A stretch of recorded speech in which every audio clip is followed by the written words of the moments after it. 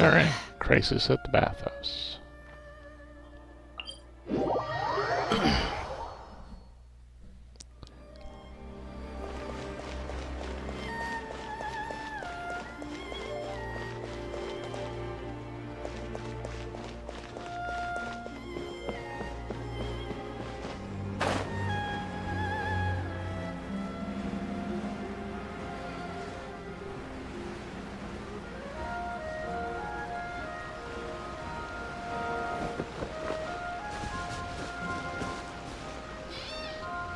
This should be the place.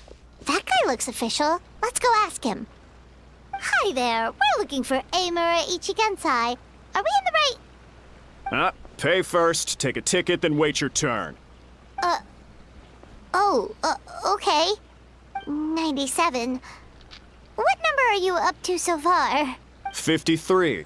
Be patient, I'll call your number when it's your turn. Jeez, what a charmer.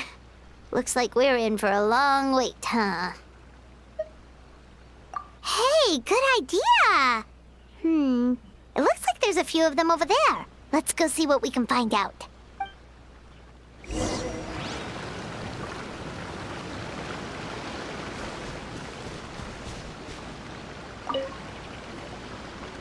Sorry to interrupt. Do I know you? Ah, so you're here for counseling too. Yep. Fellow clients of Amura Ichigensai here. Although this will be our first time using his service, so... Service? How crass. We're talking about spiritual guidance here, not some business transaction. In fairness to them, they haven't experienced it yet. Ignorance among the uninitiated is only to be expected. Okay. Well, anyway, Isa Bathhouse calls it a service. Sounds like cult. That's like cult talk. Ah, more defectors from the bathhouse, huh?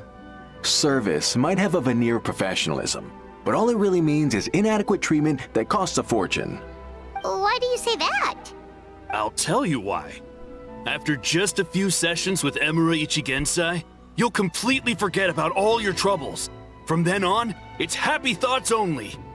Today's supposed to be my last counseling session. He says that after we're done, nothing will ever trouble me again. Meanwhile, Isa Bathhouse boasts about their strange and mysterious methods, but it's a total scam. They only treat the symptoms, not the root cause, meaning you have to go back time after time. Also, they can keep charging you, of course. Well, yeah, you're gonna have nightmares forever. Exactly. Overpriced and ineffective. But counseling from Emura Ichigensai? I can't get enough. I know I'm done after today, but I'd take any excuse to keep coming back. Me too. Probably see you tomorrow then? Whatever the truth of the matter is, Paimon is starting to seriously dislike these guys. Fine. Yeah, so we're mostly here to see what all the fuss is about. You guys seem to be experts by now. Is there anything we need to do to prepare for our session? No, you don't need to do anything. Just show up, take a seat, and he takes care of the rest. I remember he lit some incense. It smelled wonderful and instantly relaxed me. I already know of the troubles that bring you to me. I don't know why I lose my temper so easily. I'm pretty messed up, right?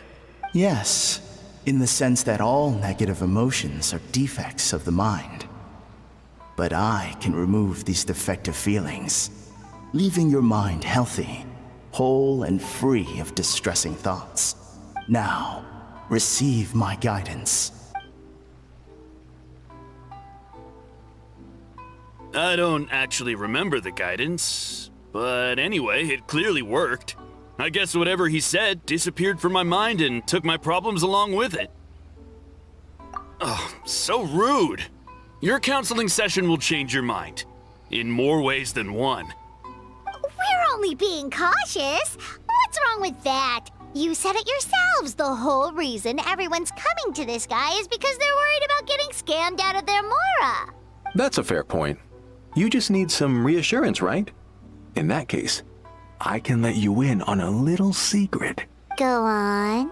Well, someone in my family actually knew Imura Ichigensai before he made a name for himself. Apparently, he had a terrible temper. Pretty much everyone in the neighborhood had issues with him. But He must have had some sort of epiphany, because he did a complete 180.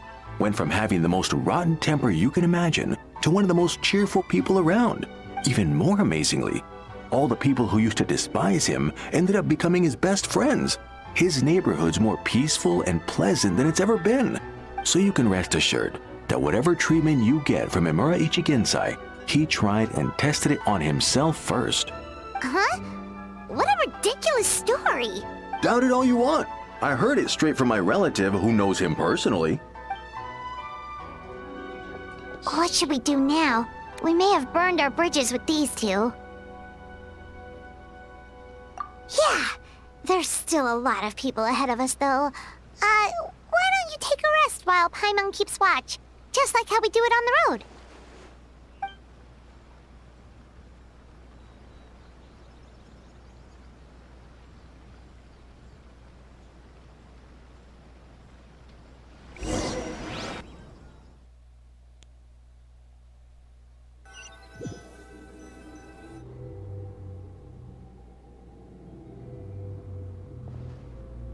Where am I?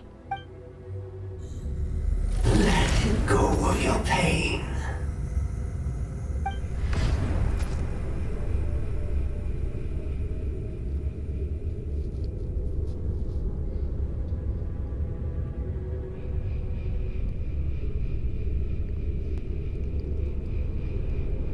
Let go of your pain. And I? Who are you?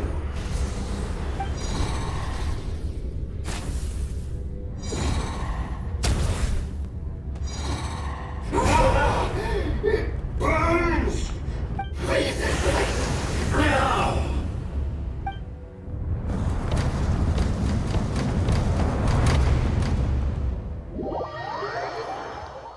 What the heck?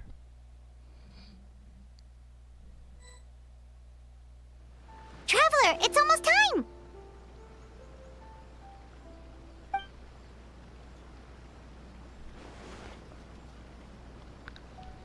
It was just a dream. Ah, that was a long wait. Paimon's gonna need a nap after this, too.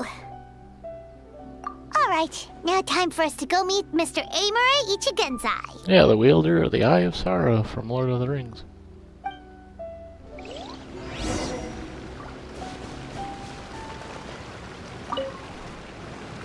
Oh, hello! We're number 97! It should be our turn now, right? Yeah, sorry, the clinic's closed for the day. What? Why? Because Emura Ichigensai doesn't have limitless energy, that's why. He's gone home to rest. You'll have to try again tomorrow. We've been waiting so long! Not as long as some people. Try getting here earlier next time. You know where he lives by any chance? Save yourself the trouble. Spiritual masters like Emura Ichigensai cultivate their powers with peace and solitude. Someone like you ain't gonna find them. Drat! We should have barged in after all! Yeah, nothing else we can do for today.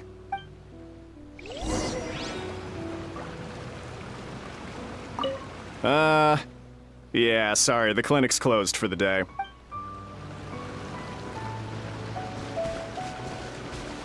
What the?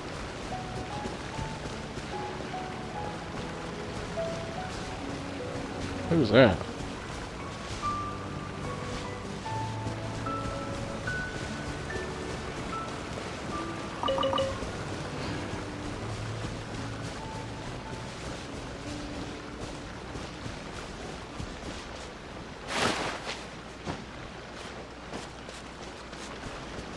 Take me up!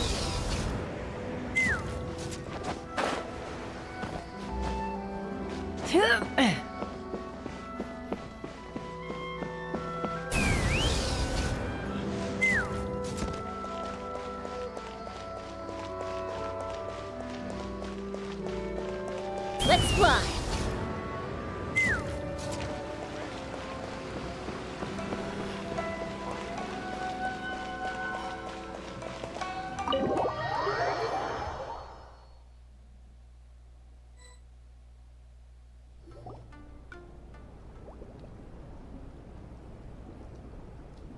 So he gives spiritual guidance, and it takes all your troubles away and leaves only happy thoughts? Yep, at least that's what his clients say. How is that possible? Not even Mizuki could do that, and she's an incredible psychologist. Is that right? Paimon was gonna say, it all sounds too good to be true. It certainly is. Humans are, how to put this, they're a moody race, always upset about something. Show me a human without a care in the world, and I'll show you what messed up really looks like. You think? Cause honestly, this sounded pretty convincing. And they said they only left the Isa bathhouse because they found it didn't deal with the root cause of their issues. But the idea he is spreading is categorically wrong. That settles it then. Imura Ichigensai is a quack, making false claims to steal all our customers. Is that why he's doing this? To steal our customers? Or is there more to it? It's unfortunate that you didn't get to meet him in person. I need some idea of the kind of person he is. Otherwise, I have no hope of figuring out his motivations and goals. Yeah, it's too bad. Although, if it's any help, we did hear a bit about his backstory from someone else. Apparently, he used to have a really rotten temper. But then one day he suddenly reached enlightenment and became a spiritual master or something. Imura Ichigensai. Rotten temper. Now wait just a minute.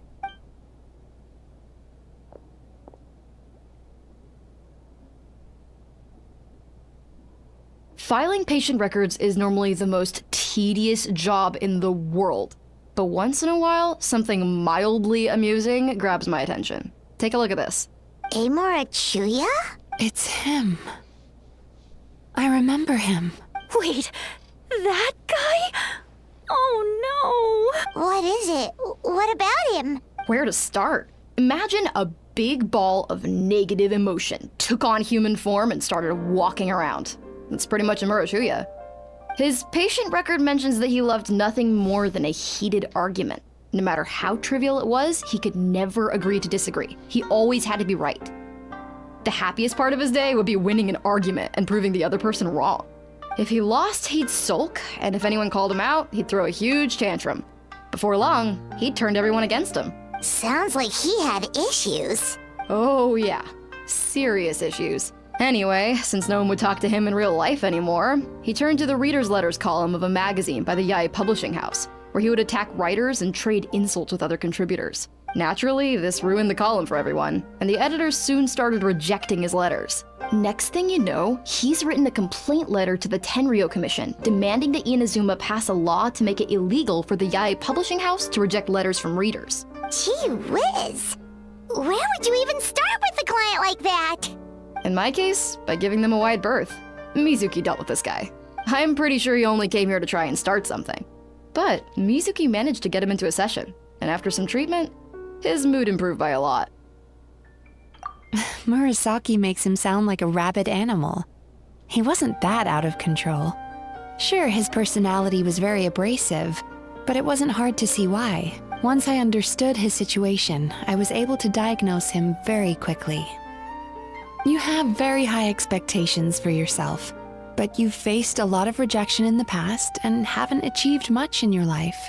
You've never had any real close friends, so you don't know what healthy connections with other people look like. This puts you and your ego in the center of your world. In short, you long to feel a sense of accomplishment and to receive attention from other people. But both of these are lacking in your life.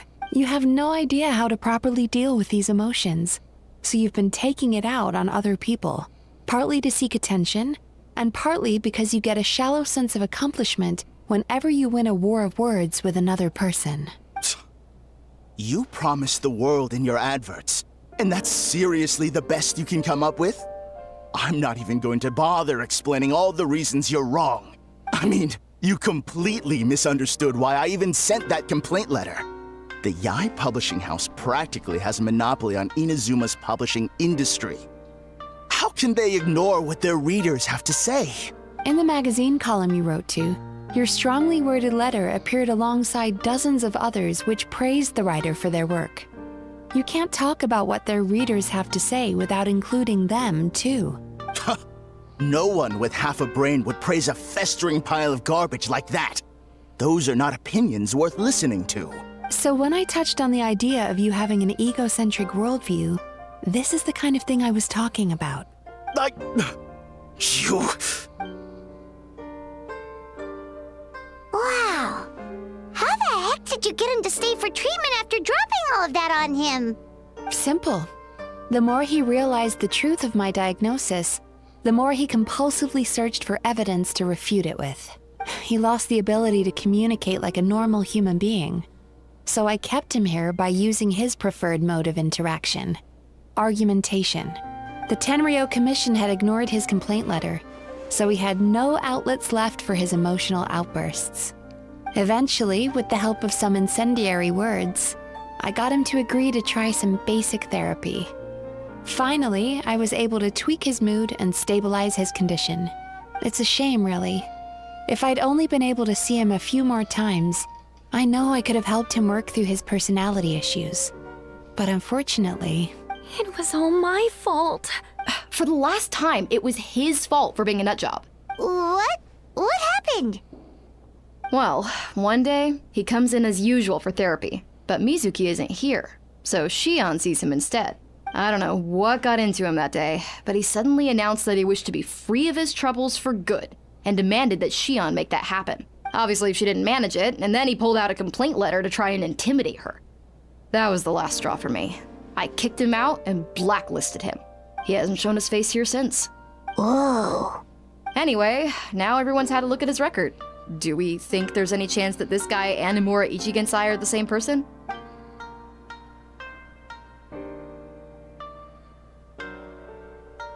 Because it sounds to me like after he didn't get what he wanted, he decided to have his revenge by lying to our customers and getting them to leave.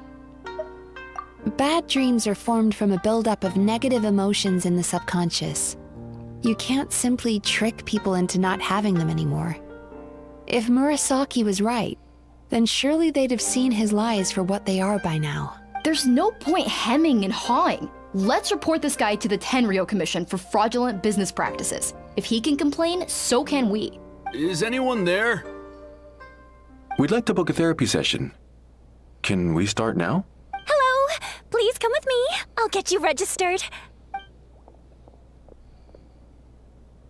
Wait. Those are the two guys Paimon mentioned earlier. Just this morning, they were calling the bathhouse a scam and a ripoff. How are they back here already? Oh, really? Well, that proves it, doesn't it? I was right. Now that they've realized they were lied to, they've come back. So chin up, Mizuki. I bet you business will start picking up again from tomorrow morning. Yeah, you Yume Kuibaku provide an unbeatable service. No scammer's gonna run you girls out of business. Interesting. Well, good. Murasaki, go help Shion, please. Should have kept my mouth shut. I jinxed it, and now I have to work again.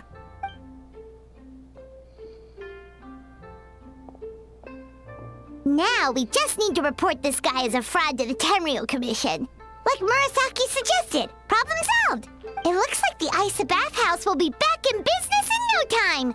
No idea if our investigation actually helped, though. Of course it did. You were a huge help, and I owe you big time for it. Are you not gonna tell her about the eye and the dream thingy?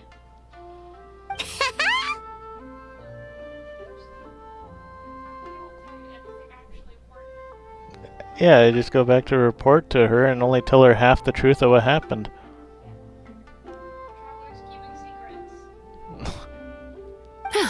Now then, you only got partway through the VIP experience last time, didn't you?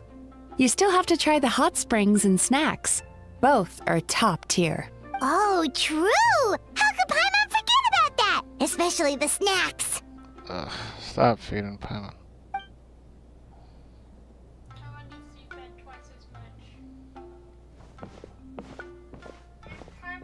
Wow, Paimon feels incredible now. Nothing beats the complete service package. You need to stop floating and start walking.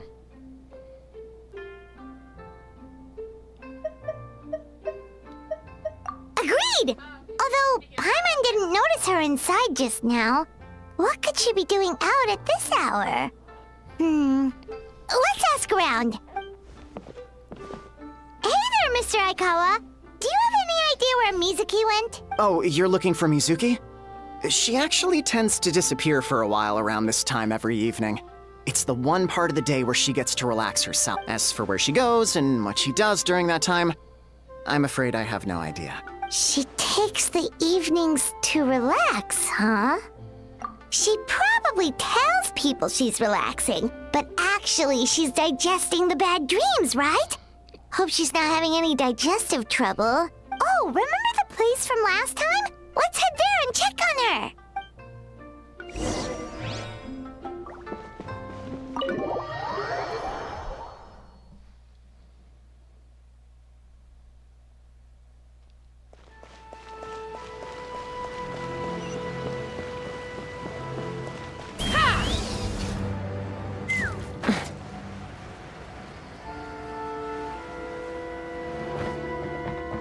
Take me up!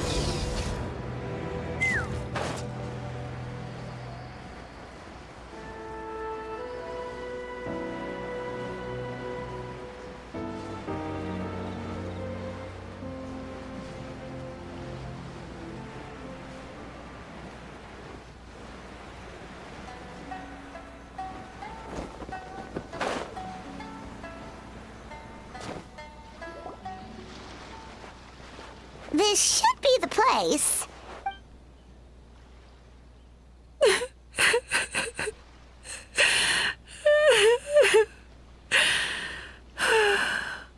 What? Why is Mizuki crying? Unless... Oh, maybe we got pulled into one of her bizarre dreams again.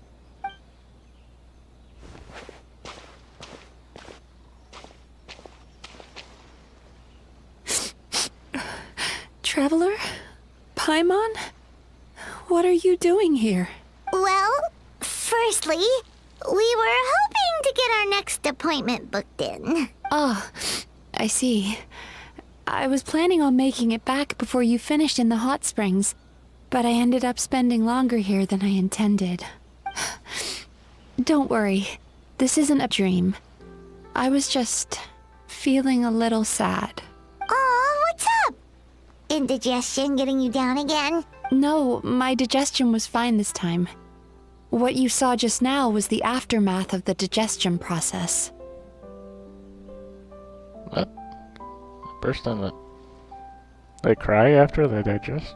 Like I said, bad dreams are basically bundles of all kinds of negative emotions. When I digest them, I feel them all for myself. Oh, that's unnerving. They eat all the bad dreams and then they have a nervous breakdown after. Like, what? So when I'm processing these emotions, I tend to get quite, well, emotional. Does that happen to all Yumikui Baku? Oh, don't worry about the others. To feel these emotions, you first have to understand them. Most Baku have a very poor understanding of humanity. So to them, a human bad dream just tastes like a slice of bland white bread. They can basically wolf it down and barely notice the flavor. I'm the odd one out in that sense. When I was studying abroad, I made a serious effort to learn as much about human psychology as possible. Sounds like you shouldn't have. Now I understand human emotions much better. I can empathize with them, and I can now discern many complex emotions when I turn my attention to digesting bad dreams. Sounds like you shouldn't have. But still, that's no reason for you to be concerned about me. I wouldn't be much of a psychologist if I didn't have the mental fortitude to handle this stuff. Letting your emotions out is one of the most effective ways to process them. Now that I've done that, my mental state is back to normal. Yeah, but the whole thing doesn't sound normal. Paimon thought maybe seeing those customers had upset you somehow. It even makes Paimon mad. You work so hard for them and then they turn around and accuse the bathhouse of being a money-making scam? Yes, they were led astray by some swindler, but it's not like they took much persuading. Yeah, how dare they, Paimon? Go eat them. I can't blame them. The idea that you can forget all of your troubles and never have a bad dream again is a very alluring one. Who wouldn't want to believe that? Traveler, if I really could make you forget all of your troubles for good, would you want me to try?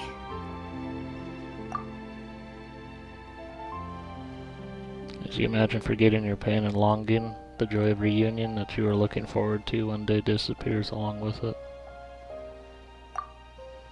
As you imagine letting go of your hopelessness, you also feel your fighting spirit slip through your fingers. As you imagine being free from your painful regrets, the formative experiences of your journey lose their roots.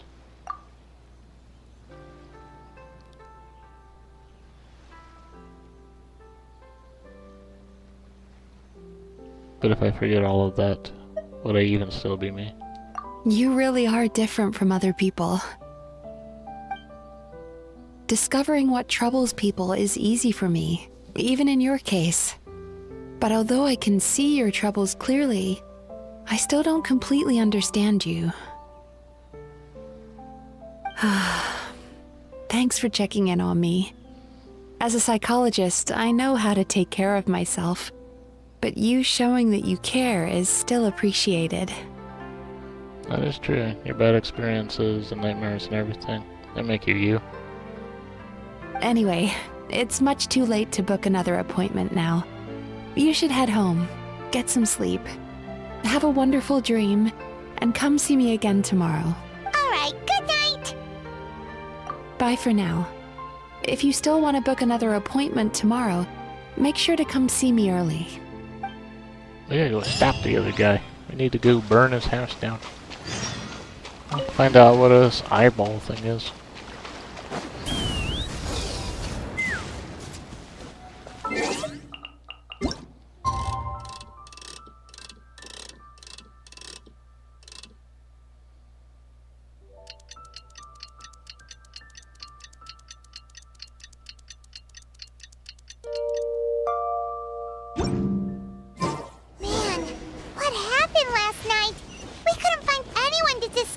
Because it was so late. Well, Miku and the others should be at the grounds by now, right? Let's go talk to them.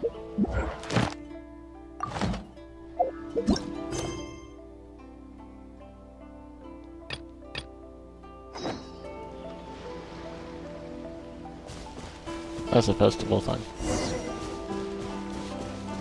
Let's fly.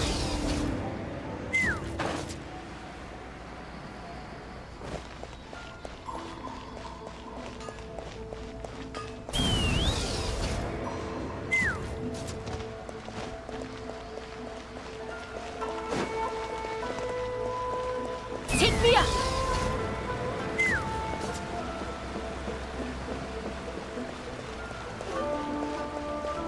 Let's fly.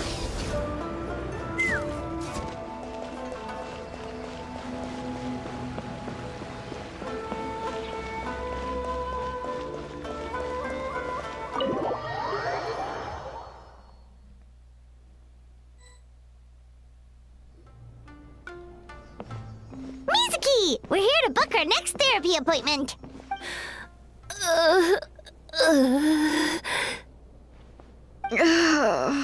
It hurts. Oh no, what's wrong with them? They've been like this ever since they woke up. Ooh, it's an extreme case of indigestion. Huh? How come? Oh, did they eat too many nightmares last night? I doubt it. We only had 4 customers yesterday, including you two. Paimon blames the other 2. You're right. Something's definitely wrong with their nightmares. Our ability to digest dreams isn't just a matter of quantity. It depends on the emotional intensity, too. Point being, no normal person should ever have a nightmare of this magnitude.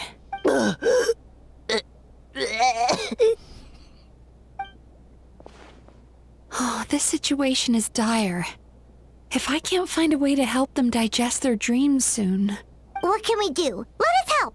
We need to find those 2 customers from yesterday and figure out the cause of their bad dreams. Without knowing that, I have no way of treating them. Traveler, Paimon, I know you spoke to them both. Think you can track them down? Let's see. They did say they were gonna get counseling from Amora Ichigensai again. Chances are that's where we'll find them. Lead the way. I'm coming with you. Let's get 'em, gang. Ugh. This is just my luck. Ugh. Don't worry, I'll look after the bathhouse.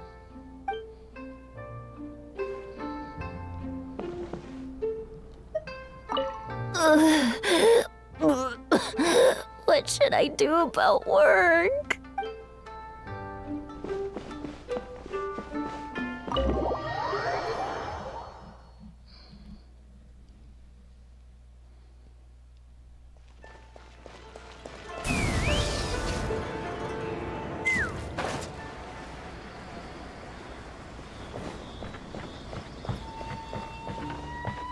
Take me up!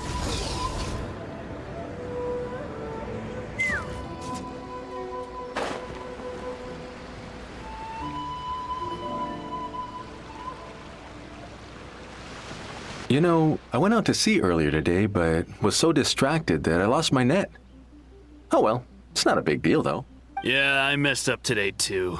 But hey, what's the big deal? A few bandits got away, it's not the end of the world.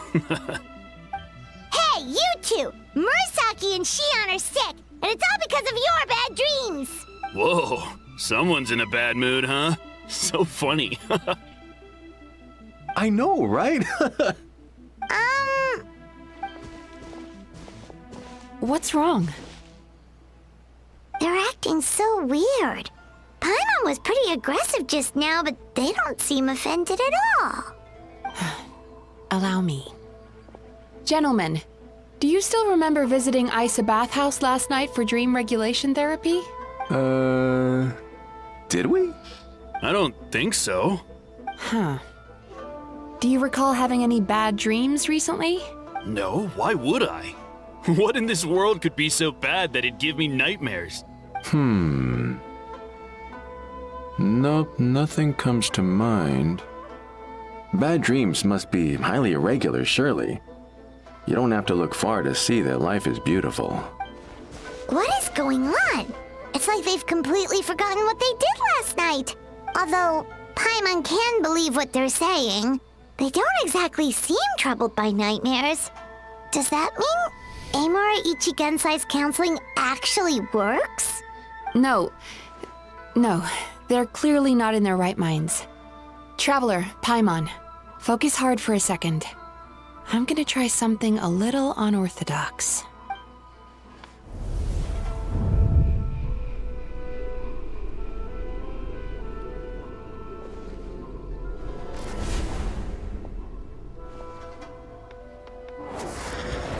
Whoa! What did you do? Entered their subconscious minds. I noticed they've both become disassociated from their subconscious, meaning I can access it, similarly to how I enter people's dreams. No! No! Those thugs! I won't let them get away with this! I won't! The sea is too rough today. I should stay on dry land till things calm down. As you can see, their troubles haven't gone anywhere. Susukira seems to have a short fuse, which causes him to act out of line.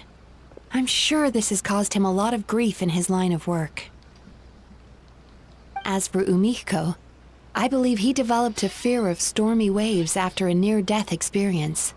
Now he's reluctant to sail out to sea at all, which is having a devastating impact on his livelihood. Their negative emotions have been isolated from their conscious minds and left to float around in their subconscious. That's why on the outside, the only emotion they appear to feel is happiness. But those suppressed emotions will only continue to fester in their subconscious, eventually turning into the nightmares that have been giving Murasaki and Shion indigestion. If it's Emura Ichigensai's doing, I guess he's not the straightforward calm man we thought he was. Maybe he really does have ways of influencing human emotions. That would explain why no one has blown the whistle on him yet. Did you notice anything strange when you came here yesterday? Not really. They were a lot more serious than today. Actually, since you ask, you could have told her so much sooner. You remember the strange dream from yesterday and recounted to Mizuki? You sure kept that one quiet. Yeah, why?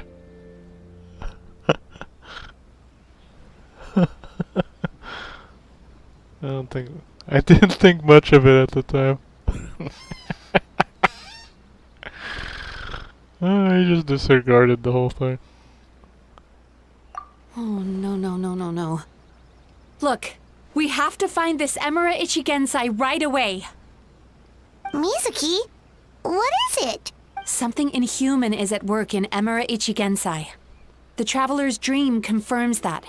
He has victimized everyone who has received his so-called counseling. If we don't find and stop him as soon as possible, his victims may well suffer irreversible damage to their psyches. Yikes! Well, guess we better press these guys a little harder. Do you know when Emura Ichigensai will be here next? What's with the urgency? Why does it matter when he shows up? Yeah, he'll turn up when he's ready. No point in trying to rush him. Ugh, this is infuriating. You do remember what happened last night, both of you. Only you don't want to talk about it, because you can't reconcile the presence of a nightmare with the happiness you presently feel. Just thinking about it brings up an overwhelming sense of being torn apart. You can't quite put it into words, but you fear you're a hair's breadth away from a total breakdown. Is that about right? Please, stop. Everything will be fine as long as we don't think about it. Emura Ichigensai's treatment has clearly left you wounded and vulnerable. But don't worry, I'm not here to snap you out of your denial. At least, as long as you answer our question. All right. But seriously, we really have no idea. We've asked already, and all we know is that he's not coming today. Yeah, apparently, yesterday's session kind of tired him out.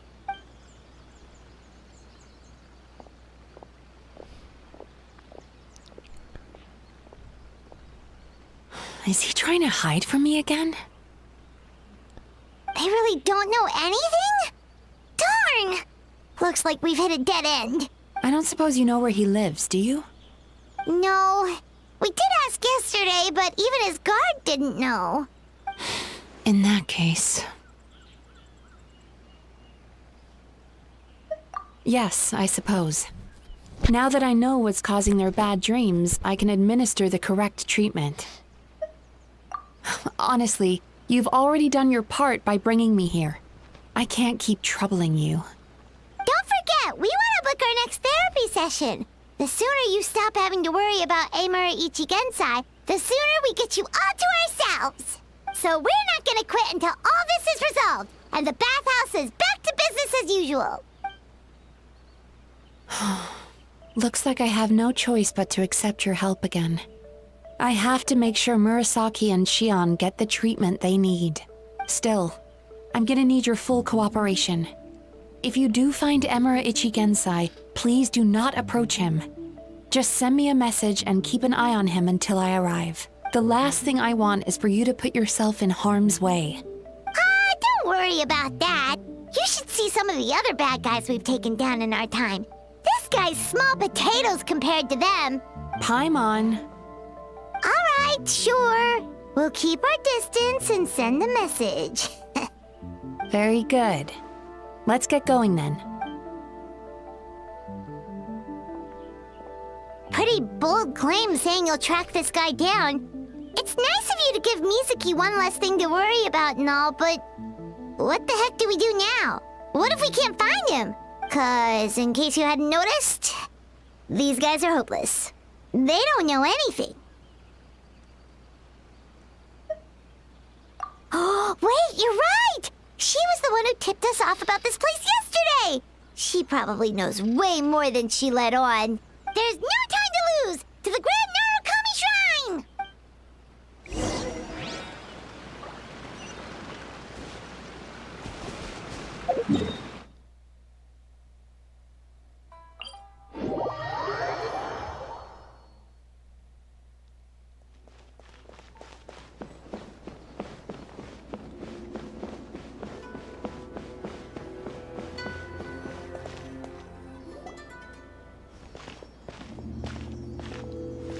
She's usually somewhere around here.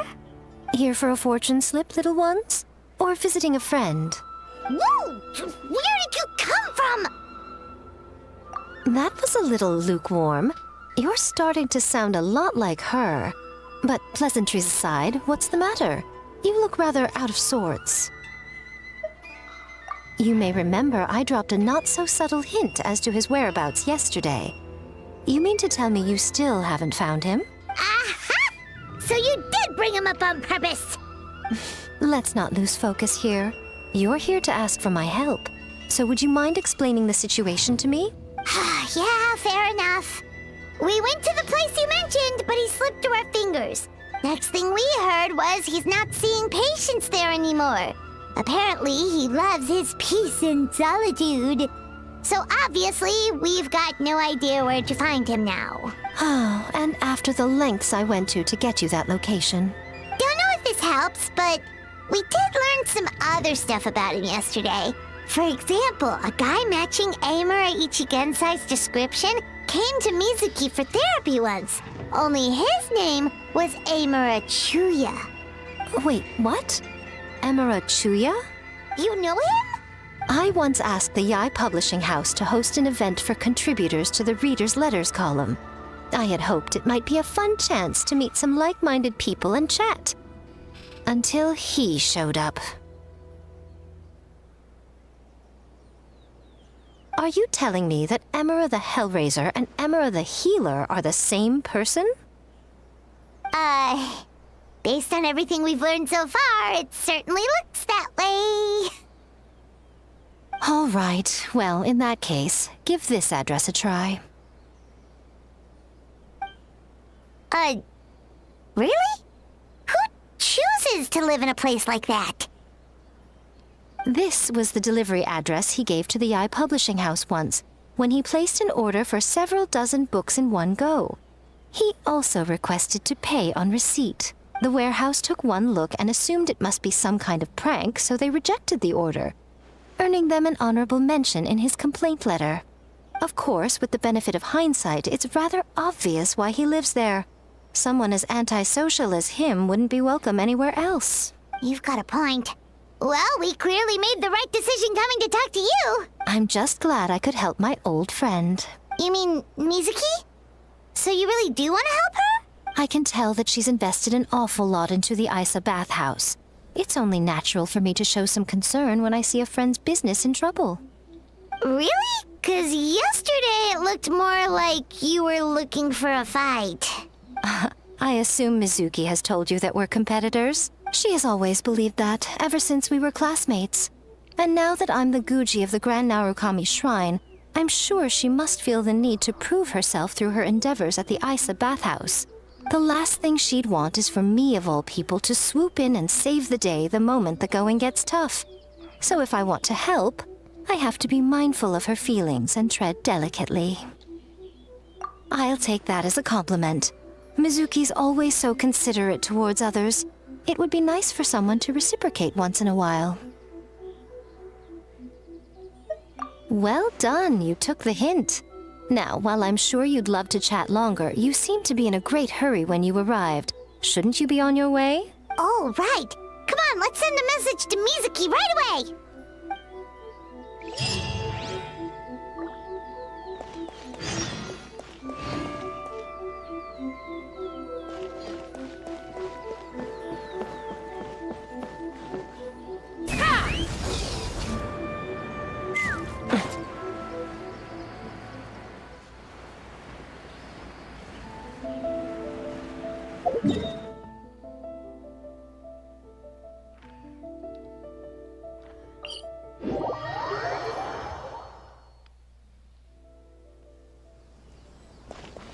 Take me up!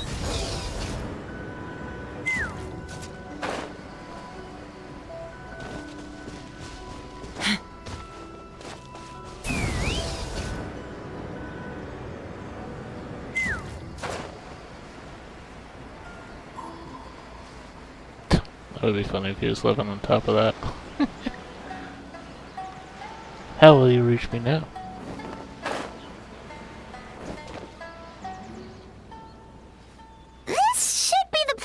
also mentioned, right? Traveler, Paimon. Mizuki! That was quick. All thanks to you two. With what I learned from those two guys, I managed to give Murasaki and Shion effective treatment as soon as I got back.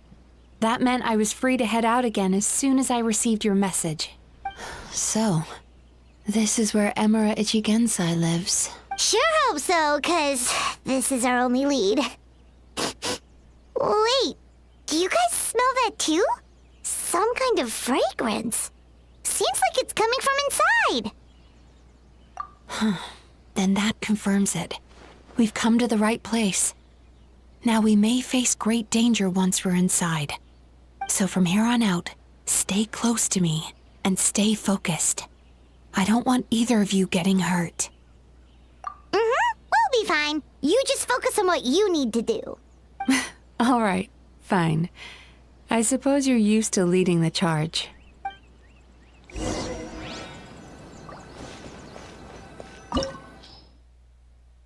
Bastion of Nightmares. Based on Miko's information, you and Mizuki managed to find Imura Chuya's hiding place. Alone on a small island, this isolated house seems to harbor some kind of mystery. Even though there is a palpable sense of danger near, the two of you decide to venture inside.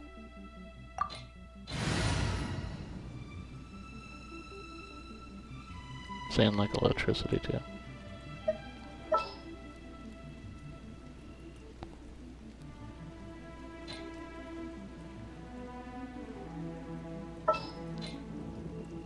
Yeah, I'm gonna stick with that.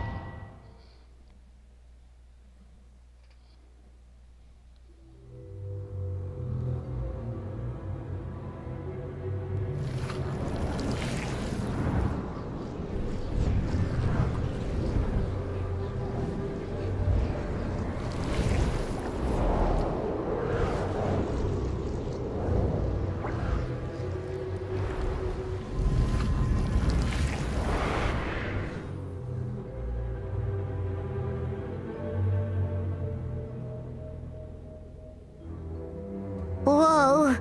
This is not what Paimon was expecting. This is creepy. Feels like there are loads of eyes staring at us. Calm, yet repressed. The signs are all there.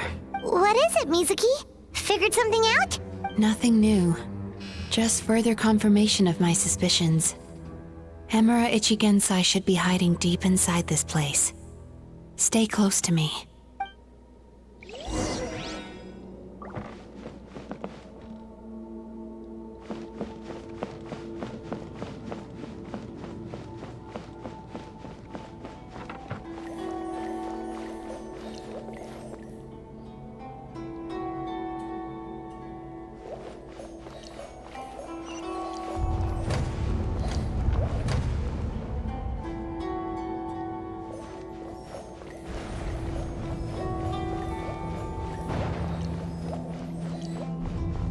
He set up an ambush? Seems like we're not welcome here. Beep, beep, beep, beep.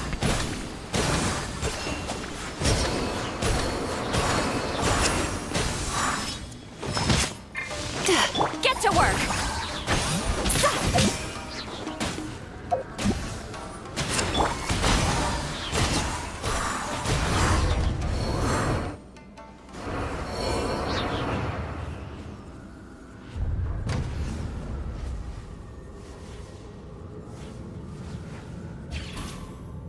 Miss Yume Mizuki, you found me at last. Ah, and I see you've brought some friends with you. Please, forgive my lack of hospitality. Emura Chuya. So it is you. Mizuki was right after all. Paimon wasn't expecting him to be so polite, though. Please, do not call me by that name anymore. The old me was plagued by negative emotions. But I have parted ways with them now. That period of my life is consigned to the past, and the name along with it. You have to listen to me. There is no way to get rid of all your negative emotions. This life you're living now is a lie. Your perspective is most amusing. What's so funny? Don't you know you're harming people? Harming people? That's what you believe? Very well. I understand and accept your perspective, even if you cannot afford me the same courtesy in return. Ugh, what is up with him? He's being so calm and polite. So why does everything he says make Paimon want to punch him? As you can see, Miss Yume Mizuki, all my psychological problems have been completely resolved. I must thank you for your attempts to diagnose my condition, but I see now that the truth is far simpler than you were proposing. All my misery was merely a consequence of human frailty. I could not hope to remove my emotional impurities on my own strength. I lived in fear and anger. Fear that I was not worthy of other people's attention. Anger at how they invalidated me. I became a slave to my emotions. They turned me into a wretched and loathsome creature, hostile to everyone. But things are different now. I've acquired the ability to eradicate those emotions for good. No longer will I be afraid. Never again will I be stirred to anger. No, I am filled now with only one emotion, and that is happiness. I have become humanity perfected. What I'm hearing is that you've developed your own unique understanding of psychological issues. So how about you play therapist this time? I have a couple of cases I'd love to hear your thoughts on. I would be delighted.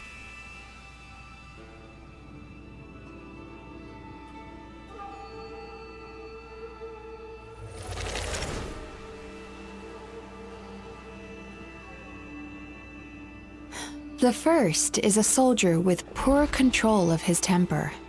He flies off the handle too easily, and it gets him into all sorts of trouble.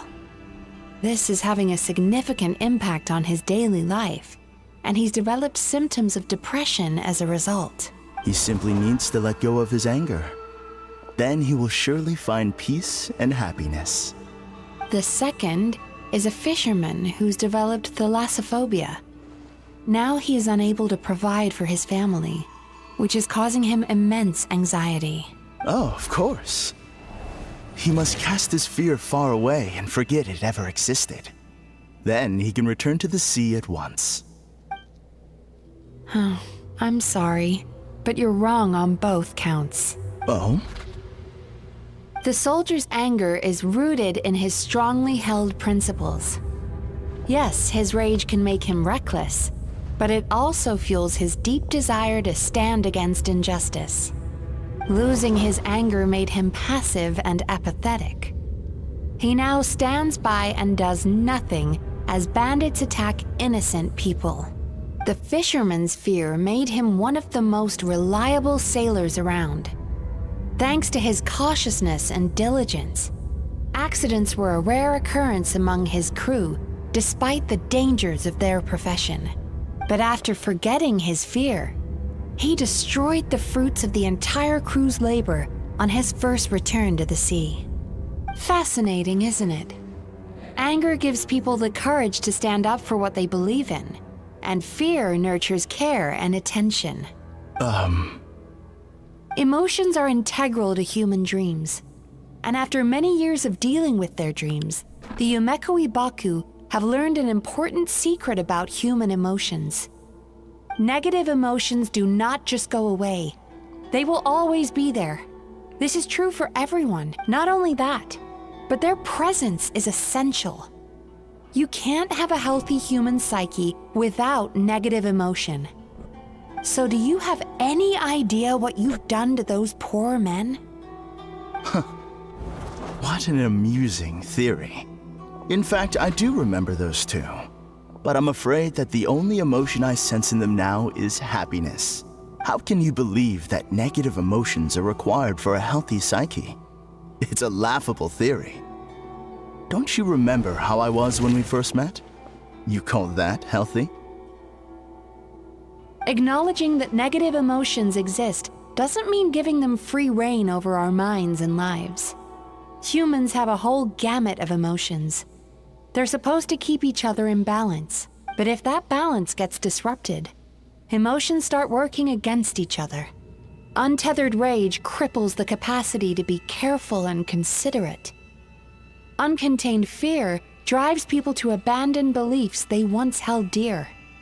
The person you were when you first came to my practice only proves this further.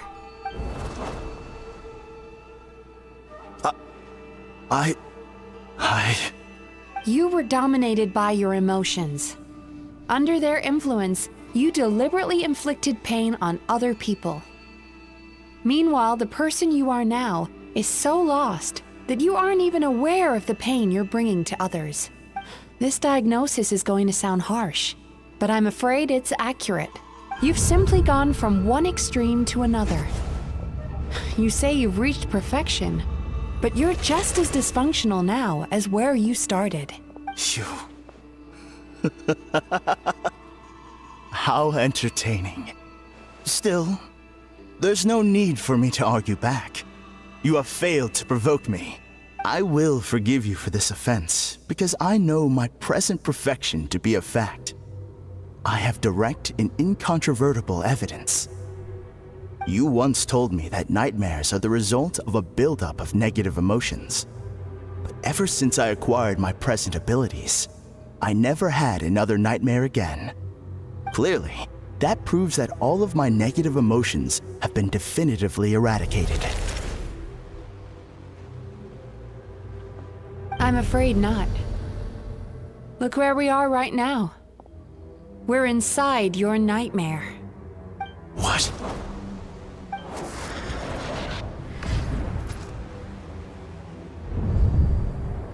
No wonder! Paimon knew something was up the moment we arrived! The enemies that we encountered were manifestations of his negative emotions. That can only happen in a nightmare. No, that can't be. That entity claimed it could remove your negative emotions, but all it did was separate them and store them deep in your subconscious, beyond your reach. There, they were left to fester. Your situation is far worse than that of the other victims. It has deceived you at a much deeper level. You can't even perceive that at this very moment, you're in the middle of a nightmare. How laughable. Fear? No. There is no fear left in me. This is all just a terrible joke. This is no dream. No. Something's appeared behind him. So, my arch-nemesis has seen through my trickery. Clearly, you came prepared. The emotional cocoon I'd wrapped him in was all but impenetrable. Yet still, you managed to tear it down. So it is you. Just as I thought. What is that? A nightmare monster. A fearsome yokai that was once the bane of Inazuma. We Yumekui Baku eat the nightmares of humans, while they called those nightmares their home. So we were natural enemies. When I heard the traveler recount that strange dream, I knew that this was a possibility. But it's still a shock to see one of our long-lost arch-enemies in the flesh. They were supposed to have gone extinct long ago. Then allow me to formally introduce myself. My name is Kurayume, and I am the last of my kind. Kurayume. That's a name I haven't heard in a long, long time. How have you survived all these years? Likewise, Yumegazuki is a name that takes me back to a different age. Although I must say, we may be born enemies, but I have never felt any great animosity toward you personally. Ultimately, the fall of the nightmare monsters was the fault of our hosts. Humans are such fragile creatures. But now, I have found a way to revive my kind, and you are too late to stop me. Oh no! We've got to catch up to him!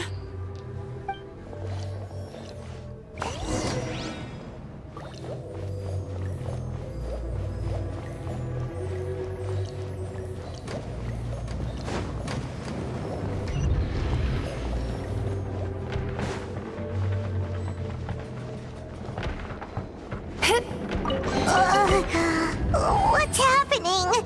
Paimon's feeling dizzy all of a sudden. That's the feeling of rejection. It's so strong. Quick! After him!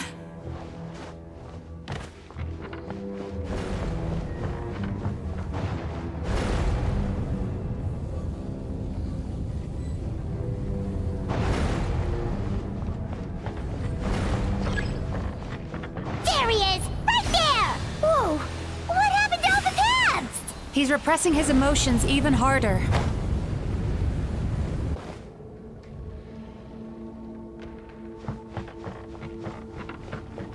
Oh. Wait for the countdown. Sweet dreams!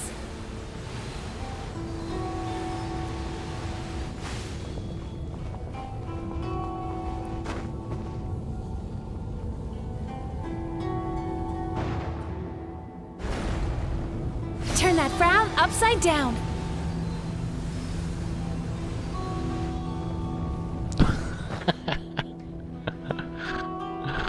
Man. Okay. Ah. Okay. Time to relax.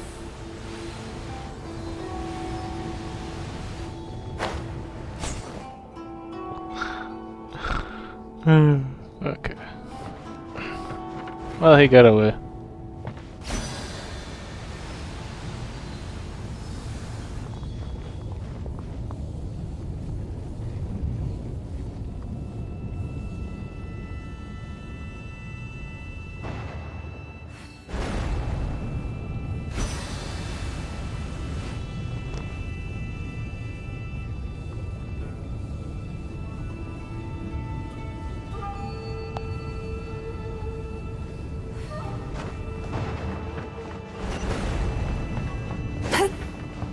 Turn that frown upside down.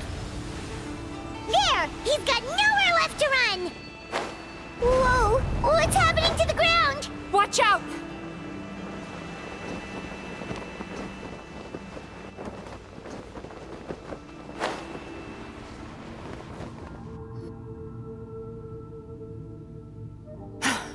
I used my powers to cushion our fall. Is everyone all right? Don't worry, we've fallen from bigger heights before. The bigger issue here is that he got away and we were so close! Ugh. We've been completely cut off. That creature has taken complete control of his consciousness. We'll never catch him. Would it be easier if we wake up now and go catch him in the real world? If this is his nightmare, he must be asleep somewhere, right? Remember the fragrance we smelled on our way in? That's how the monster lures people into the dream state. Now we're inside. We can't get out unless we manage to defeat him in his true form. He's turned Emirachuya's nightmare into his lair. There's only one way to force him into the open, and that's by finding a way to eat this nightmare. Eat this nightmare? But is that even possible? Not only is it possible, Paimon, it's quite literally my job. Oh, Paimon knows that. It's just... We all saw what happened to Murasaki and Shion, and this nightmare is super intense. Paimon's worried this won't turn out well. This monster has harmed too many people. We have to stop it. It's okay. I knew what I was getting into. Let's get moving. We may not have caught him, but our chase wasn't in vain. He led us deep inside his dream. We should now be at the subconscious layer that makes up its core. It's so dark. That's what happens if you leave your negative emotions to fester. There must be a lot of emotional fragments in this place. We need to follow them one by one until we reach our destination. Wait, but what is our destination? Where the light is.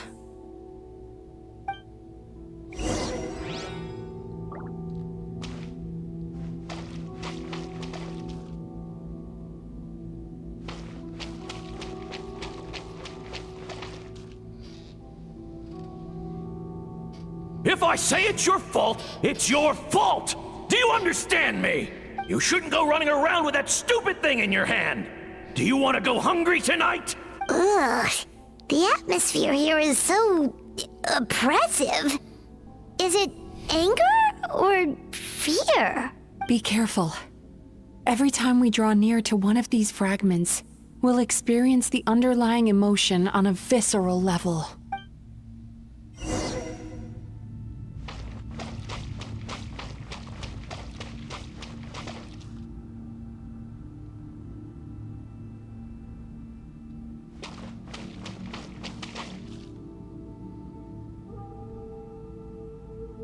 You, a writer? Didn't they reject you already? Get rid of this trash! Go find a real job! Aw, poor guy. Paimon feels so bad for him. We shouldn't stay here. Let's keep moving.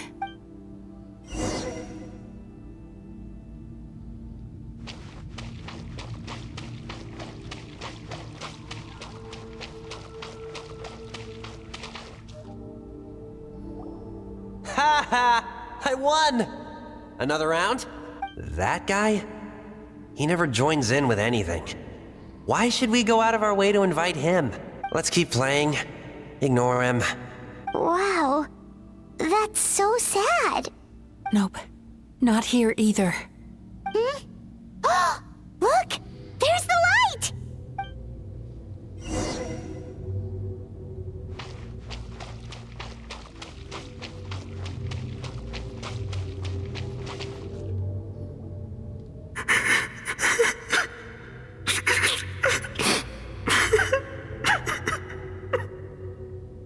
What is this place?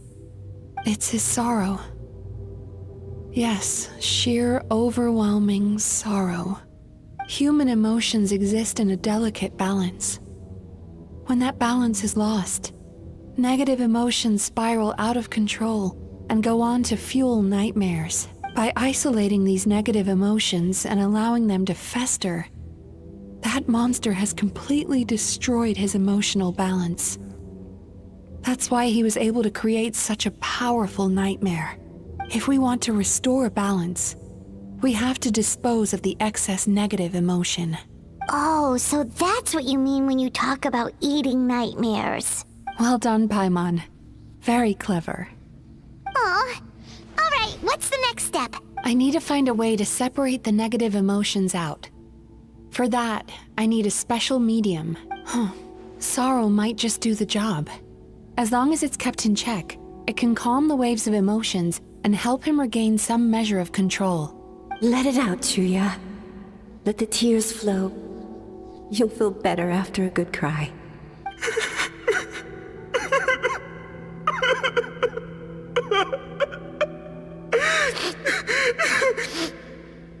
This process will untangle his unbridled fear and anger, his unresolved resentment, and his unshakable despair. These excess emotions will be separated out from the rest. They are the source of this nightmare.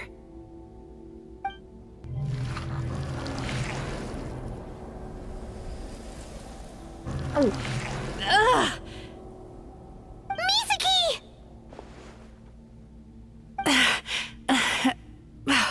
It's all right. It's an unpleasant flavor, but I've tasted it thousands of times. A good cry can work wonders. Even though he seems beyond helping, I think he should be able to take another step out from the swamp of despair now. Are you ready to come out now, Chuya? I'll be waiting for you right here, son. I'd love to listen to more of your stories whenever you're ready.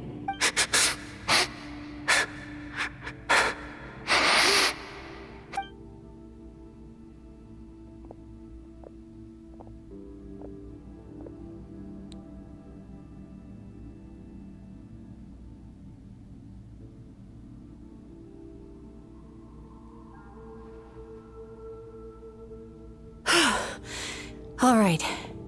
There goes that nightmare. Hopefully this marks the beginning of a sweeter dream. Amazing! Suddenly, Paimon feels so relaxed and maybe even happy? I thought I had found the perfect host, but you found the one weakness in his emotional armor. Ah! He's back again! Freeing a single host from my clutches changes nothing! You cannot stop me! I told you you are too late!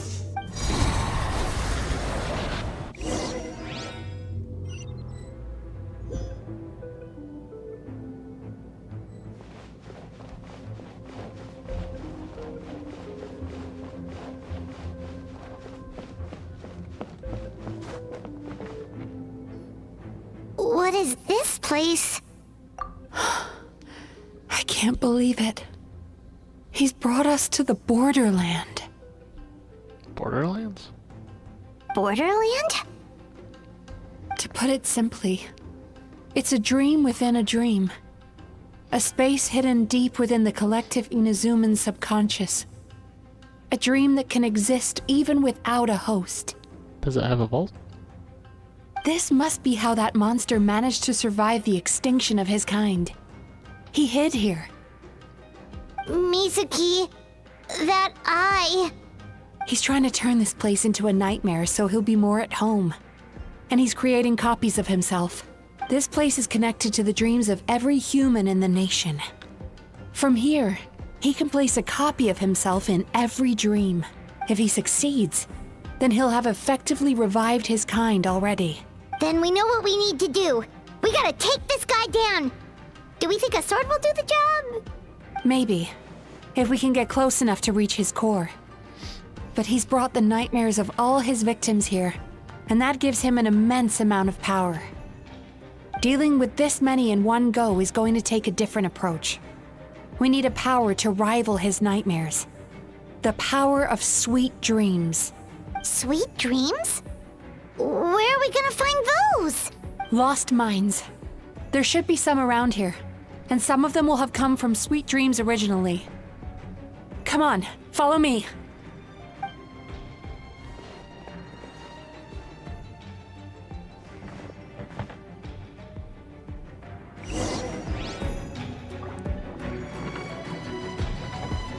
Careful. We've got to move quietly. The nightmare monster has usurped control here. We need to stay out of his sight.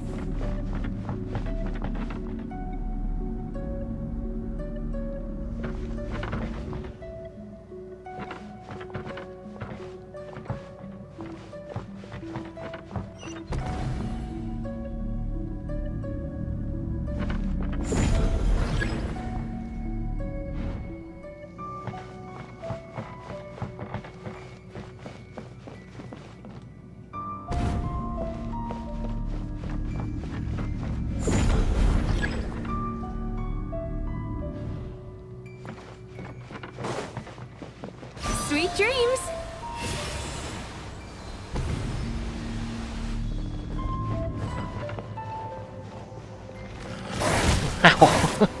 Fulfill our pact! You two! Time to relax. Bad dreams be gone!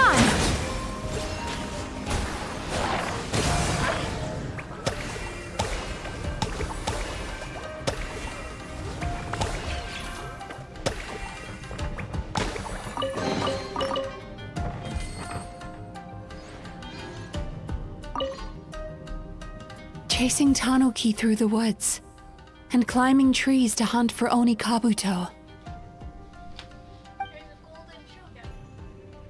Thank you for lending us your happiness.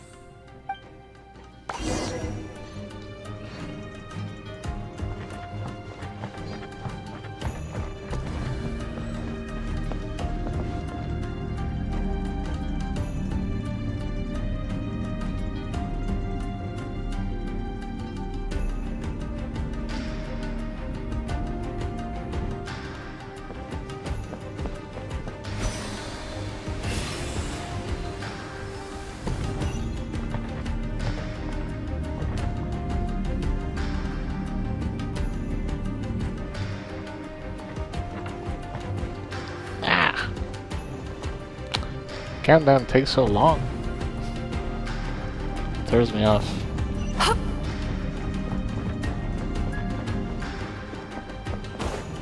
Turn that frown upside down.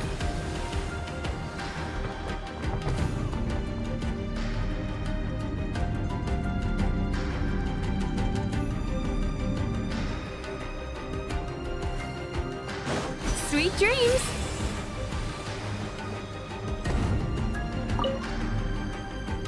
Watching fireworks fly up into the sky and writing wishes on a prayer plaque. Thank you for sharing your passion. All right, we've gathered enough power to proceed.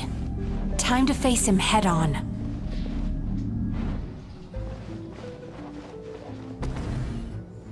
The core should be just up ahead. This will be a tough fight. Why? Are these sweet dreams not sweet enough? I just wish we could have gathered some more. But these are all we could find in the immediate vicinity, which means we're running out of time. Our chances of success are shrinking by the minute. We have to act now. No problem. We're ready to go.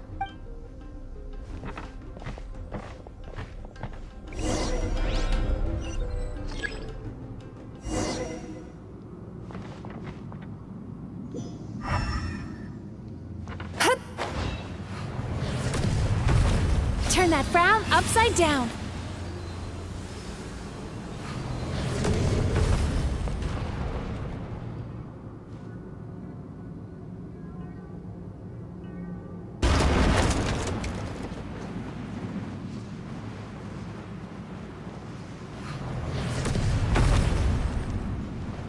I'll get ya.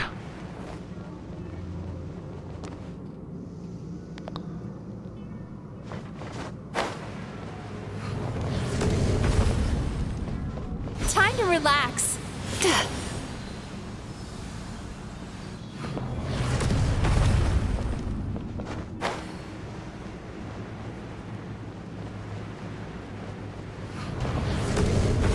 Turn that frown upside down.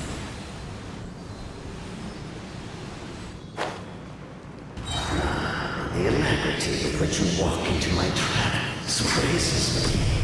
Do you not realize why I lured you here? Because this is my domain. The world where I rule. Not yet it isn't. Yamcha, Taechan, let's go!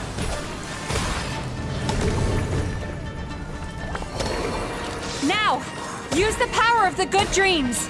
I think you will find it to be quite ineffective against the power of my nightmares. Are you sure? I must confess, I am somewhat confused. Both of us bring happiness to humans now. Why must you still treat me as your enemy? Because the happiness you provide is a lie. All you do is make them forget their negative emotions exist. And now they're living under the illusion that they're gone for good. All the while, these repressed feelings continue to fester in their subconscious, eventually becoming nightmares intense enough to become your home. Your kind has always thrived by magnifying your host's negative emotions for your own gain. What you're doing now is no different from what you've always done. I am correct. This time, I shall change the fate of my entire kind. When a human becomes dominated by their negative emotions, when they lose their ability to survive, that is how my kin died out. But I can give them a fantasy instead, turning them into the perfect hosts, capable of surviving no matter how dire the situation in their subconscious gets. This is the path to a revival. My kin shall rise again! You do realize what that means, don't you? You've gone from one extreme to the other. Oh, I'm perfectly aware. There is nothing you can say that I do not already know. For over all the years that your kind has been learning about the human mind, I have been hiding here, watching and learning from the fruits of your labor. But I'm afraid I could not care less for the moral burdens that you impose upon yourselves. The health of the human psyche is of precisely zero interest to me. Now here is a question well worth thinking about. If we allowed the humans themselves to decide, which of us would they really choose? You or me? Do you see now? I won this battle long before you ever set foot inside this tree. What's going on?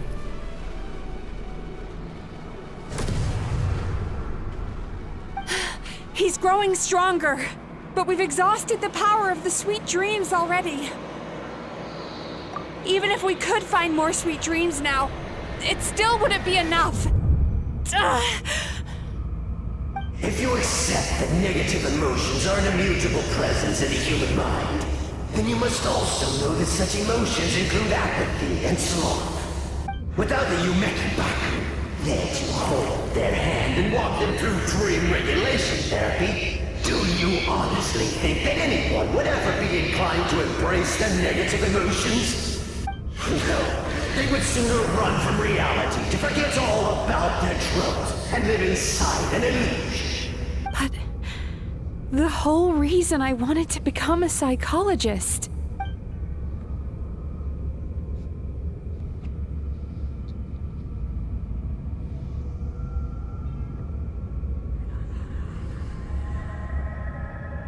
Traveler.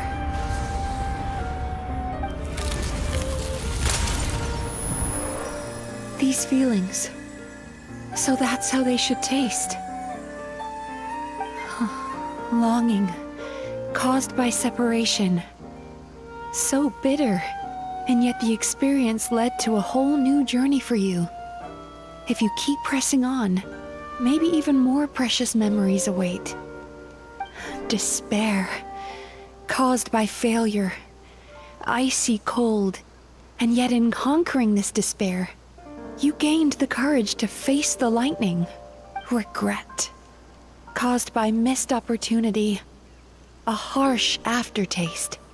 And yet it's only through that loss that we can learn to appreciate everything we have. And after all these flavors comes sweetness, passion, and refreshed hope. So that's why I was able to taste a sweet dream at our first meeting. Long before you ever met me. You'd already gained the courage to never avoid or run away from your feelings. And all your nightmares had become the fuel for sweeter dreams. The power that you have gained by processing everything from your long journey is surely far stronger than any power wielded by that creature. The whole reason I wanted to become a psychologist was to try and help people become someone like you.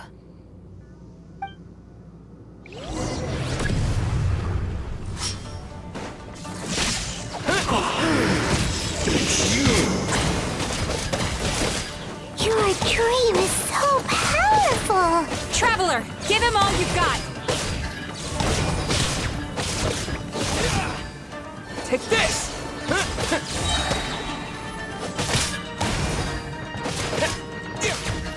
Halloween Thunder!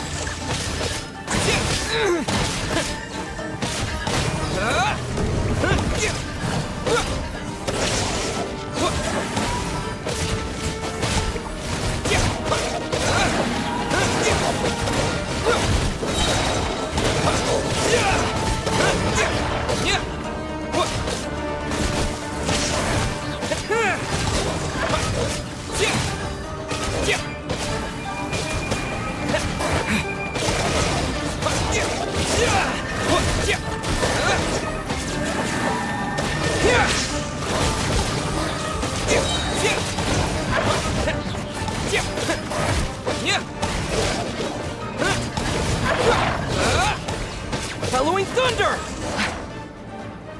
Impossible! With just one person's dream? But how?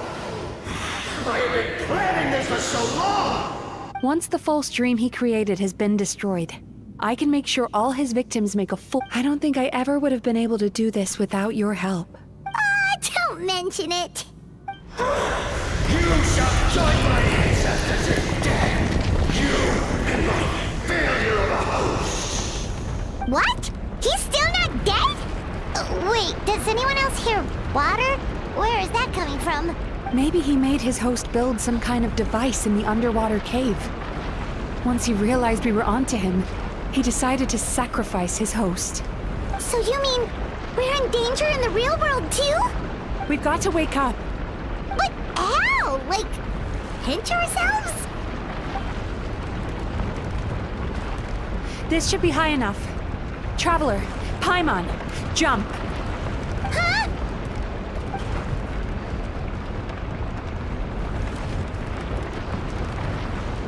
If you're afraid, then just take my hand and close your eyes.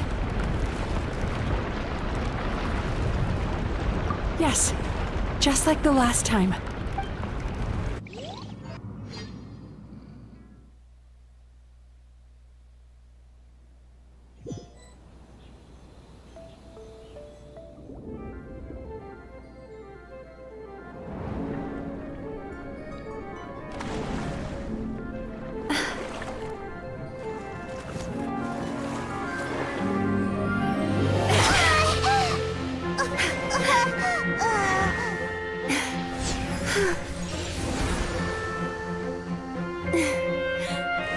Hold on tight.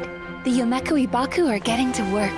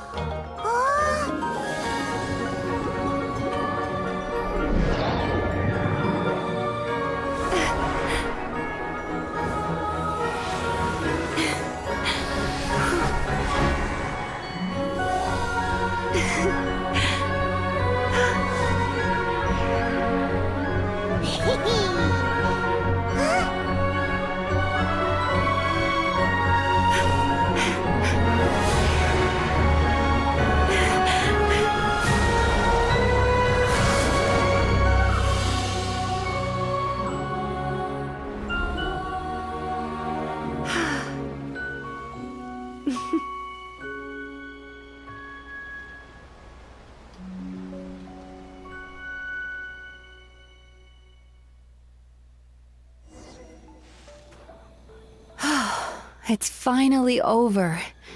It's a good thing I had the foresight to ask them for help, or I'd be the one dying from indigestion tonight. They were very delicious.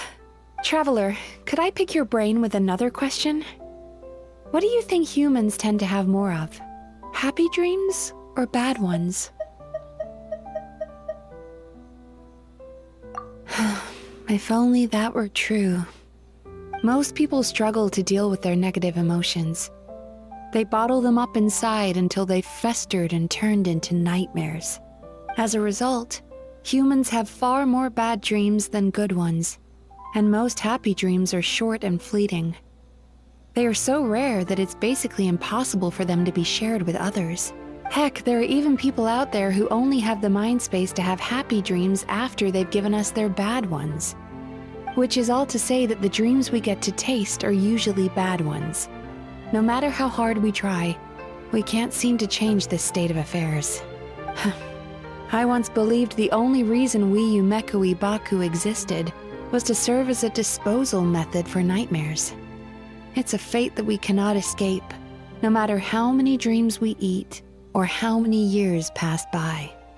Even though I call myself a clinical psychologist, I also have dark thoughts sometimes. I suppose that's the only problem I have. Still, after learning the principles of psychology, I came up with a new way to look at all of this. If we can use psychotherapy to help people come to terms with their emotions, they'll gain the ability to deal with their nightmares on their own, so they'll no longer need to call upon us for assistance. That way, more and more people can free up their minds for truly happy dreams, until there'll be enough to share around. A naive one, more like. Even though I've run this business for quite a long time now, it still hasn't come true. Not even once. So I must thank you, because after meeting you, I finally became sure that my wish is achievable. And knowing that is all the treatment I need against the dark thoughts I sometimes have. There you are! Paimon's been looking everywhere for you, too! Paimon was just watching the Baku eat the nightmares. They got really full and started rolling around on their tummies. It was so cute. Anyway, that's why Paimon fell behind. Got a little distracted watching them. Oh, and speaking of Baku, we were gonna book another appointment with you, weren't we? Remember? Before we got caught up in all those nightmare shenanigans? It's a little late for that now. Ask me again tomorrow. Oh. Still, the night is young.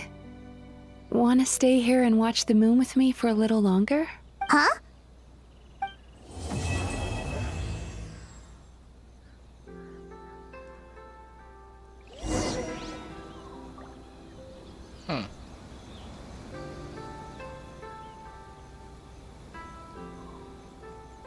Where's the moon?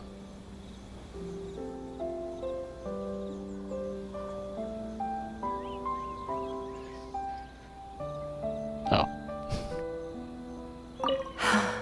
The moon sure is beautiful tonight.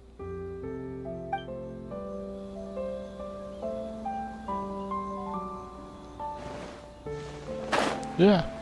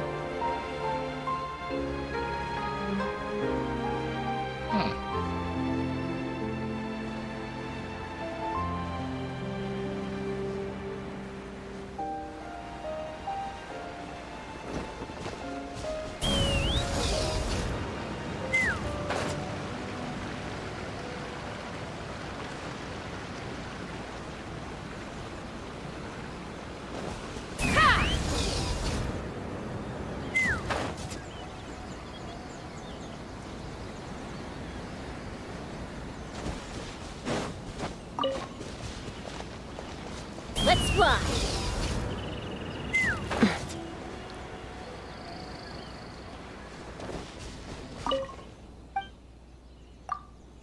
Here, more nets. Take me up!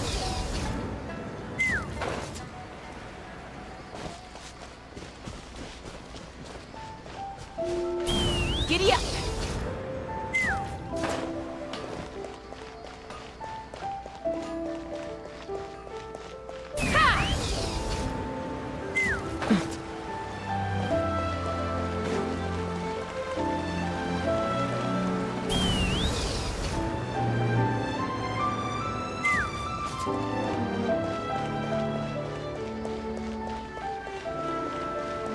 Take me up!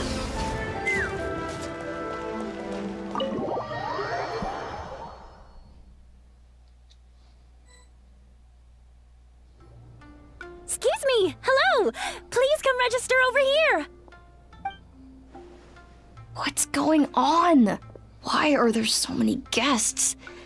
Had I known, I'd have definitely turned some of them back. Oh, it looks like business is booming with Amura Ichigensai out of the picture. And it's good to see that Murasaki and Shion are well on the road to recovery. Morning, you two. Want to make an appointment? Yes, please! For today, if possible. Then I better get you another VIP pass. You're our most important customers, after all. Awesome! In that case, very important Paimon would like to start with the fine dining this time. Oh my. Imagine if you'd taken my advice and sold your shares the other day. It could have cost you dearly now that business is booming again. I hope you're not too upset with me, old friend. Why would I be upset? It's not as if I ever took your suggestion seriously. Oh, I've missed that way with words. So affectionate. Would it kill you to not sneak up on people every darn time? Morning, little ones. Did you enjoy the scenery last night?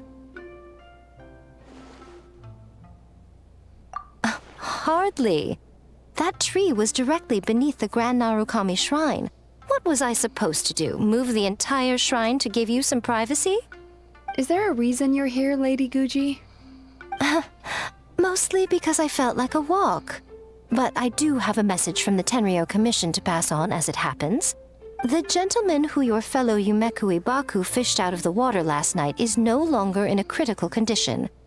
Although his mind seems to have regressed to that of a young child. It could have been worse, I suppose. Lady Guji, I owe you my thanks. Without your help, things might have gone a lot less smoothly yesterday.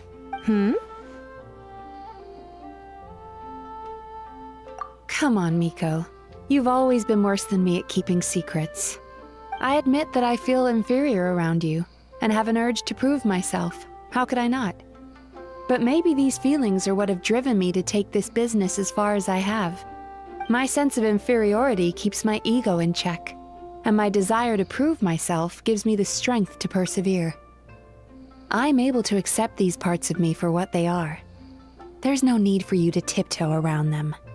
Oh, you could have told me sooner.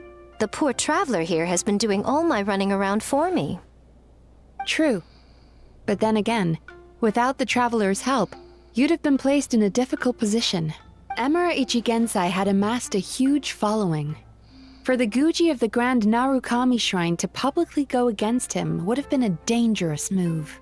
An angry mob of zealots could have done some serious damage to the shrine's reputation.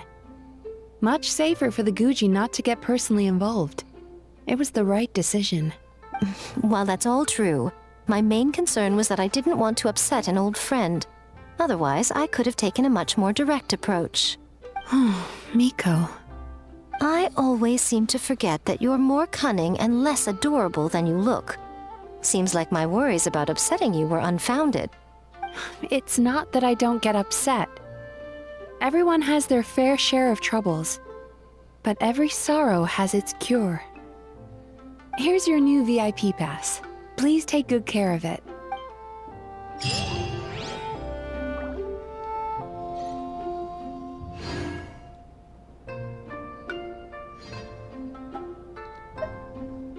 Oh, hello, little one. It's been a while since you last came to seek your fortune at the shrine. Could we go over your past experiences when you have a moment? There's a lot of gaps in your medical history I need to fill in.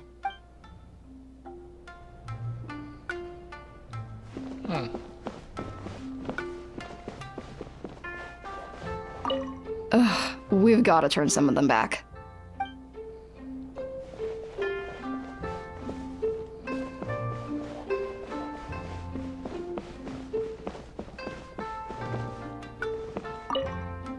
Oh, hello, little one. So sorry. I'm still registering the last customer.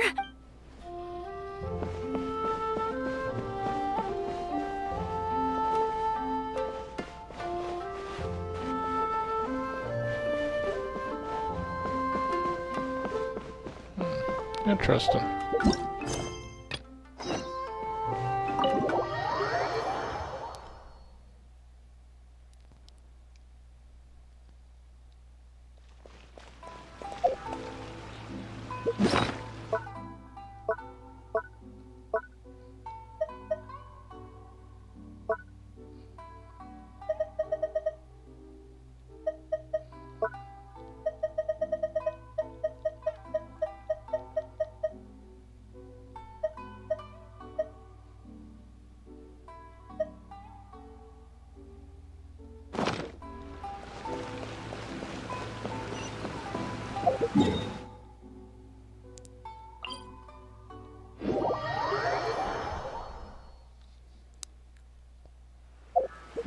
Or am I allowed to direct? Oh, I'm allowed to directly go there.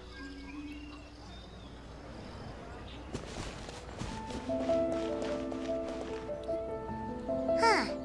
Doesn't look like Nico is around here anywhere. Paimon doesn't see Ayato or Ayaka either. Are we too early? Didn't Ayato say he prepared lodging for everyone at the shrine? Did you hear? Someone encountered a doppelganger here last night. A doppelganger? You mean like a doppelganger of themselves? Or someone they know? You know what they say. Anyone who sees their doppelganger will be replaced by them within 3 days. That's just a folktale. It's not real. Doppelgangers? That's a common folk tale in Inazuma, isn't it? Ever heard of it, Traveler? Yeah, it's a pretty famous one, huh? A friend being replaced by a complete stranger? Also, the timing is a bit too coincidental, don't you think? Could it be related to what we saw last night? The whole doppelganger thing sounds kind of like what Sayu was talking about with Bunshin Phantasm. Maybe something went wrong with Kichiboshi's powers? Well, thinking about it isn't going to get us anywhere. Why don't we go check on Sayu's team? Huh? They're not here yet. Maybe they're asleep. Well, if it is Sayu we're talking about, it's definitely possible. Oh, someone's coming. Weird. Is he here to work on the equipment? But he doesn't look like any of the workers we saw yesterday. And it doesn't seem like he's here for the games.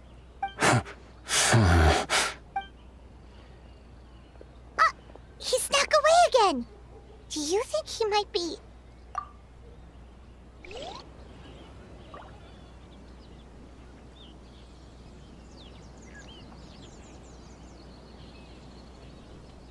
He's constantly looking back.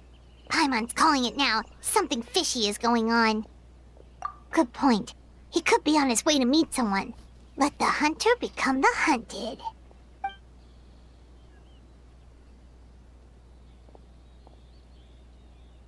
Reporting back, ma'am. Nothing suspicious to note at the Bunshin Phantasm booth. It's possible there's no connection to the incident from last night. I see. Did you find any other clues? Sarah? Good morning, you two. Hey, Zoe! What's going on here? I was wondering who was daring enough to sneak up on one of our detectives. Maybe I should have expected it to be you. So the Tenryou Commission's on the case. Traveler Paimon?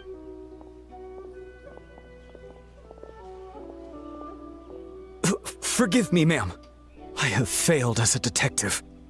I did not realize someone was on my tail. Considering Traveler's skill, the fault is not with you. So, what's going on? What are you investigating? Must be serious if Heizo's involved. What about that? Unfortunately, my orders prevent me from sharing that information with you. Huh? What orders? You really can't tell us anything? Sarah and Heizu are so hesitant to divulge information. There's only one person who could be responsible. Those orders come from the Shogun, don't they? An astute observation, Traveler. Tell him the truth. Shogun. What? The Shogun is here? I believe this is I. You recognized me with a single glance? Shogun, we still haven't completed the investigation. It matters not. I am certain the person standing before us is our friend, the Traveler. His gaze, his presence, his mastery of several types of elemental energy. There is no mistake. And we need his help. Understood. An investigation team was sent to survey a piece of land. Yesterday, the Tenryou Commission received a report that the team was found unconscious in the field. Not only that, but the group appeared to have been trapped in an endless nightmare, unable to wake up. No, please! Stay away! We detected intermittent traces of yokai power where they were found. Followed the traces and ended up here, just outside the festival grounds. What? Should we call off the festival? Unfortunately, it's not that simple. You've heard the rumors about the doppelgangers, yes? We suspect the culprit has the ability to change form, allowing them to spread misinformation at will. They may have already infiltrated the festival grounds. If we call off the festival, it may give them a chance to escape amid the chaos. Even the slightest movement could alert them. Locking down the festival grounds could provoke them to attack, which would endanger the public. You're right. That's a big risk. The purpose of this festival is to bring humans and yokai together. We cannot allow the culprit to endanger anyone. But what if they attack again? A very valid concern. Last night we dispatched a group of soldiers to the festival grounds. They'll remain undercover to keep an eye on things. We also blocked off several nearby roads under the pretext of construction, so we can keep civilians away as much as possible. Even the almighty Shogun has taken it upon herself to patrol the area at night. Fortunately, no one else has been harmed. Ah, so the thunder we heard was you! I apologize for our feelings, Shogun. You should not have to intervene. On the contrary, it was my decision. I was unable to capture the culprit last night, so I left to discuss a plan with Miko. I did not show myself once I saw you were safe, and for that, I apologize. Speaking of Miko, where is she? She is investigating the trace of yokai power found at the scene. Though it fades in and out, it never strays from Mount Yogo. Which means if the culprit infiltrated the festival grounds, they must still be nearby. The only people close to the grounds last night were the staff and the contestants staying at the shrine. Miko is working with the Kamisato siblings to verify the identities of the staff members. They should be done soon. As for the contestants, that inquiry must be performed by someone else. So you need my help? The Tenryo Commission is too conspicuous. But as the judge of the competition, you can ask questions without arousing suspicion. Okay, so you need us to talk to the teams and see if there's an imposter among us? Precisely. Traveler, I understand these people are your friends, and it puts you in a difficult position. But if one of them has indeed been displaced by a yokai, they could be in grave danger. I'll do my best. Thank you. I truly hope the situation is not as grave as it seems. What are you guys gonna do next? Continue to investigate from a distance? Well, there's only so much we can learn that way, so I think we need to find a way to slip onto the grounds. It's better for us to be at the scene if something goes wrong. I fear the Shogun is far too revered a figure for that. If she arrives at the grounds, it will certainly cause a stir. Worry not. Miko and I discussed that issue. She claims to have a plan. The preparations are underway as we speak. One of her genius plans, huh? Indeed. If you learn any details of said plan, I would like to know what I'm getting myself into.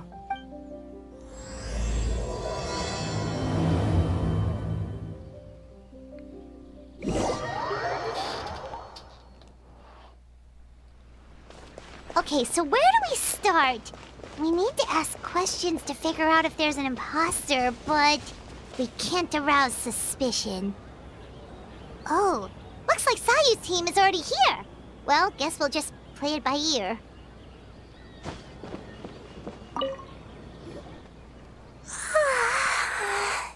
So tired. I don't feel rested at all. How come you two have so much energy? Didn't you stay up even later than me? Weak. Weak. Jeez. It's not the nicest thing they say to your friend. Sayu's probably just tired because she came up with all the ideas yesterday. Need a break, Sayu? I can start thinking about the ending stages in the meantime. It's been forever since we've done something fun together. You need to have enough energy to enjoy it. Oh, it's okay. I can push through. Saw you and Yoimiya seem the same as ever. Kichibushi too. How should we test them? Ask about the past. Oh, good idea! Doppelgangers only mimic appearances. They wouldn't know about someone's past. Let's give it a try. White fur, yellow fur. Well, you guys are here bright and early. Yeah, well, the Traveler's judging this thing, so we can't slack off, right? Still, you don't need to make anything, so what's a rush? Yeah. If the people in charge are here early, that usually means there's been some kind of emergency. Oh, no, it's just... The Traveler really wanted to see you. Seriously, Paimon? Why? Well, it's... your game! Playing your game yesterday? Brought up a whole bunch of old memories.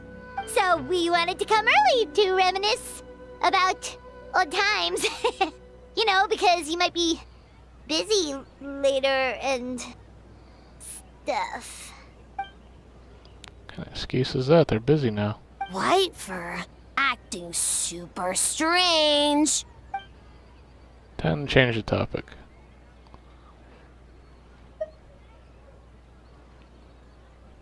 Reminded us her ambush order.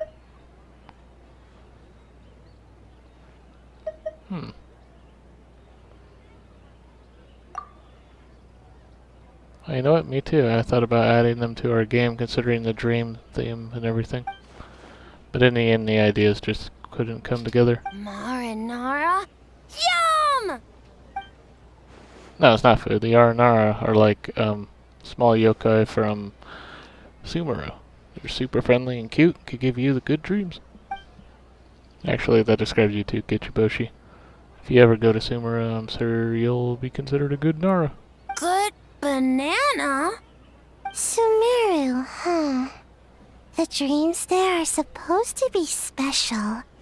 Did you witness a dream or something? Maybe it could give us some inspiration, and we wouldn't have to think so much. Sorry, that dream is a little hard to describe, don't you think, Traveler? Sometimes when there are too many feelings in a dream. Alright. I was just wondering what kind of dream it was, that's all. I guess it was the kind of where a lot of things happened. Anyway, it's a long story. How about we wait until after the competition?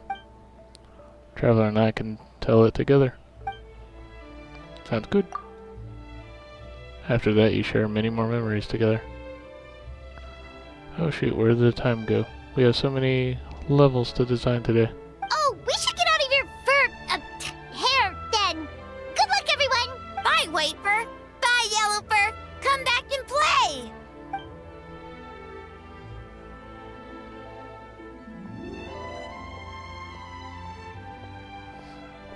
Wow, we've had so many adventures, huh? You don't even realize it until someone brings up the past. Do you still remember the original meaning of our journey? Oh yeah, totally. It was... what was it again? Figured. Anyway, Paimon didn't pick up on anything suspicious from that team. If anything, we were the weird ones forcing conversations and stuff. Whose fault is that? Okay, so maybe it wasn't the best strategy. Leaning into the judge angle is probably a safer bet. Let's ask about the creative process behind the game and confirm their identities that way. Paimon saw Toma's team show up just now, so we can investigate them next. Hey,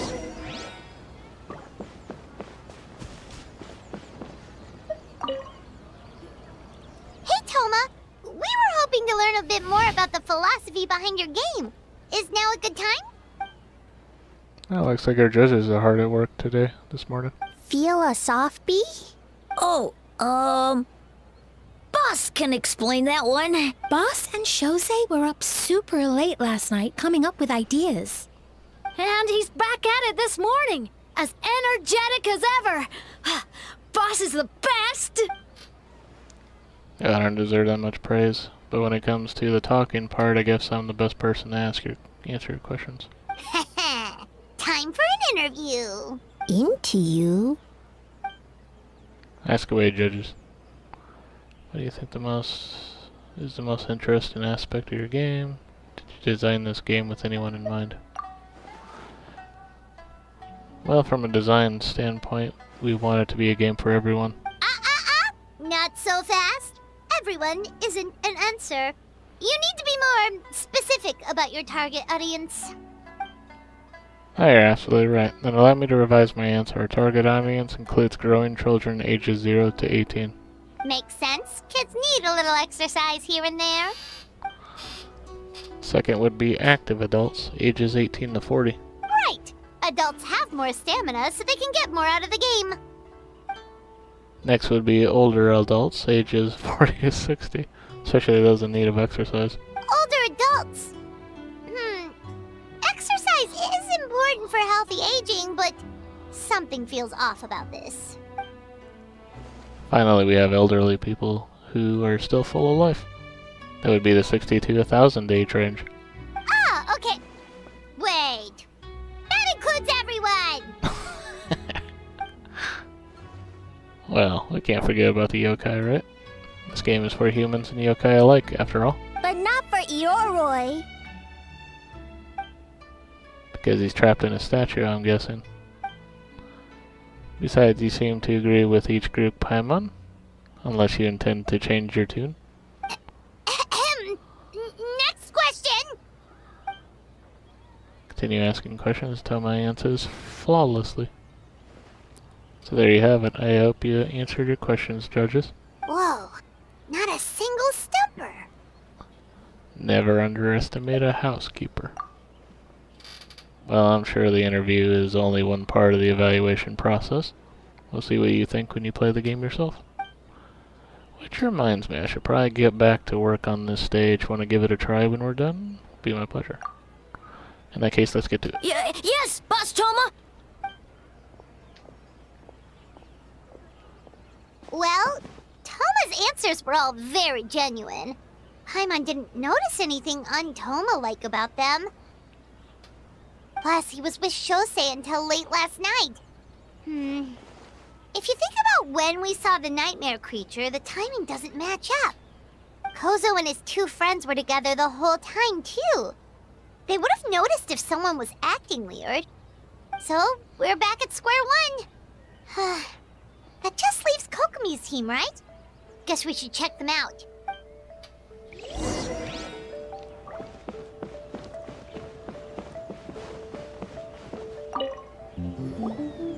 Huh? White fur and yellow fur are here early! You're here alone? Huh. Where are Kokomi and the others? Don't know about Great Yokai, but Soul Lady is behind you. Soul Lady? Oh, as in Soul of the Deep. Okay. Wait, did you say behind us? You have questions for me, I presume? Kokomi! A little warning next time! Sounds like you already know why we're here. Yes, I heard about the doppelganger incident. When I saw you around the venue just now, it wasn't hard to connect the dots. As for what you want to know,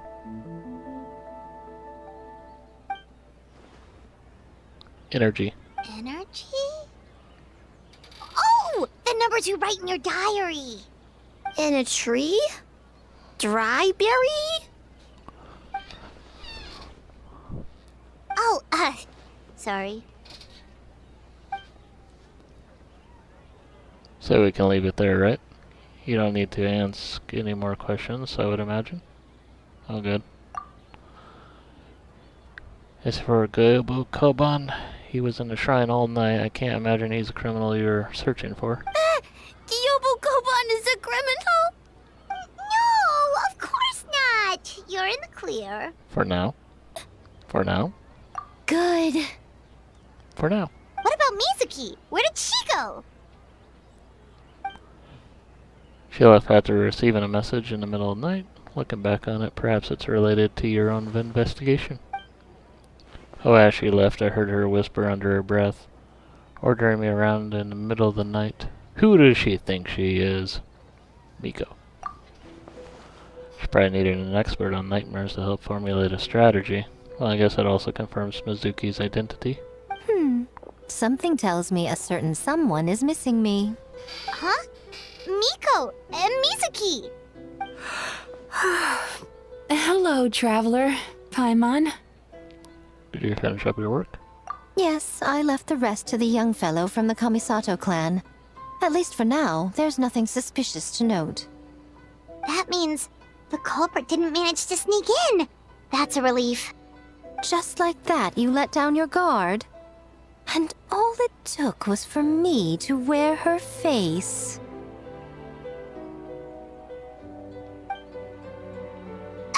The culprit? It's you! If you keep joking like this, I want 30% of the profit. Oh? Greedy little thing. I thought we agreed on 20. Making a joke like that, you're the only one in Inazuma who would do that. Oh, it's getting harder and harder to tease you, traveler. Can you stop with the teasing then? Even I'm reaching my limit. 500 years and you're still not used to it? Sounds like you need more practice. At least spare me for the day. I can't take the mental torment right now. I'm running on fumes. So what did you do last night? Investigated the Shogunate officials' nightmares, analyzed the traces of yokai power around Mount Yogo. Oh, and worked on some new game stages, of course. All in one night? Well, I didn't want someone to ruin the Mikawa Flower Festival. But I also wanted to do my best for my part of the festival.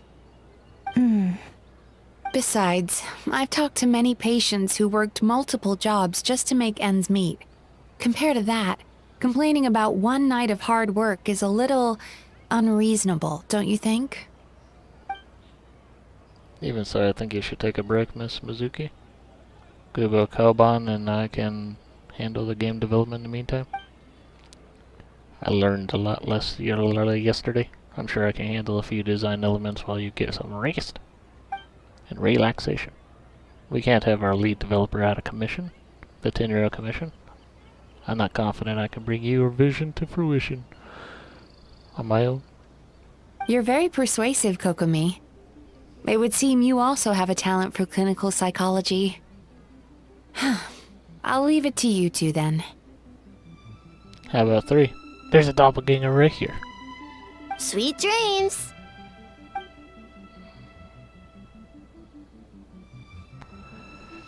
Mizuki goes to rest, a little unsteady on her feet. Mizuki really cares about the festival, huh?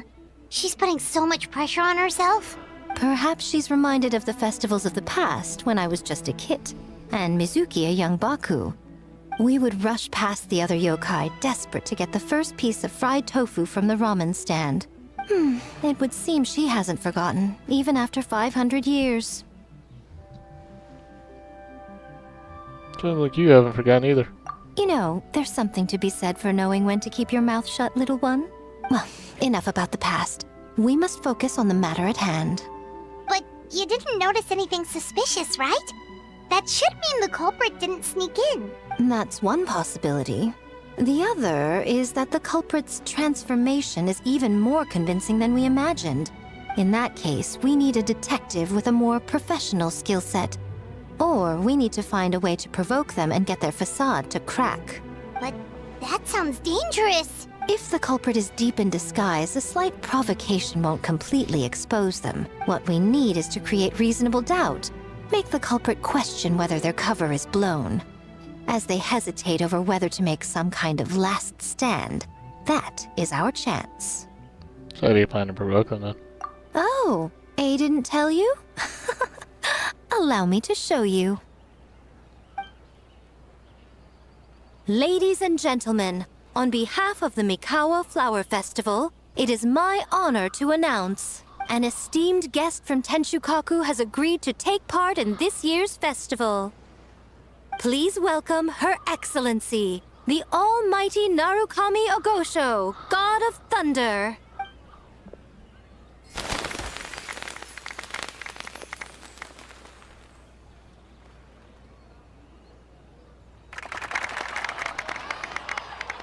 It's a Shogun. The Almighty Shogun is here in person. So this was your plan, Miko? Well, not bad, right? Wow, that was quite the entrance. Paimon can't believe she agreed to that. The Almighty Shogun's presence is bound to cause a stir. Instead of struggling to maintain a low profile, it's better for her to step into the open. And it means a detective can slip into the venue alongside the retinue? That's that. Without turning any heads at all. In the presence of the Shogun, not even the most cunning of criminals can let down their guard. Their every move needs to be flawless. Faultless. The more you focus on getting one thing right, the easier it is to get for the rest to become cracks in the glass. That's what Miko wants us to take advantage of. And she's using the Almighty Shogun as bait. Lady Guji is as daring as ever. Why didn't you clue us in earlier? We wasted all that time asking pointless questions. Your intel was very useful, actually. We don't know how things will unfold, but I have a feeling the truth will be revealed soon. In the meantime, stick with the Shogun Traveler. We need everyone focused on her. I'll do my best. Alright, under my command, the Tenryou Commission will remain on high alert. If anything goes wrong, report back to me at once.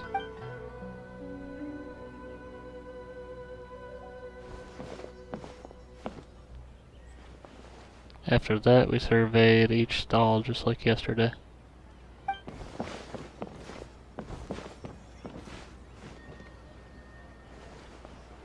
Ai's presence definitely caused a stir, and it didn't take long for the festive atmosphere to return.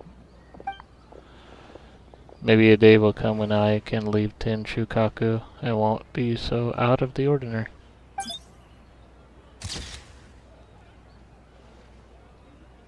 Another day of hard work. Where did the time...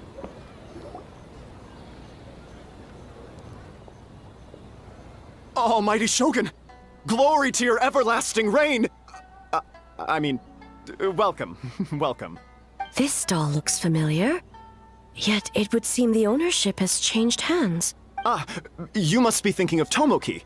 He wasn't feeling well today, so I'm filling in. I see. Yet, you remind me of someone. A Doshin from the Tenryou Commission. What are you looking at, eh? The food offerings. Although this vendor seems... Vendor's giving me a pleading look, judging by his cooking skill. It almost seems like his first day on the job. Aye, he's working.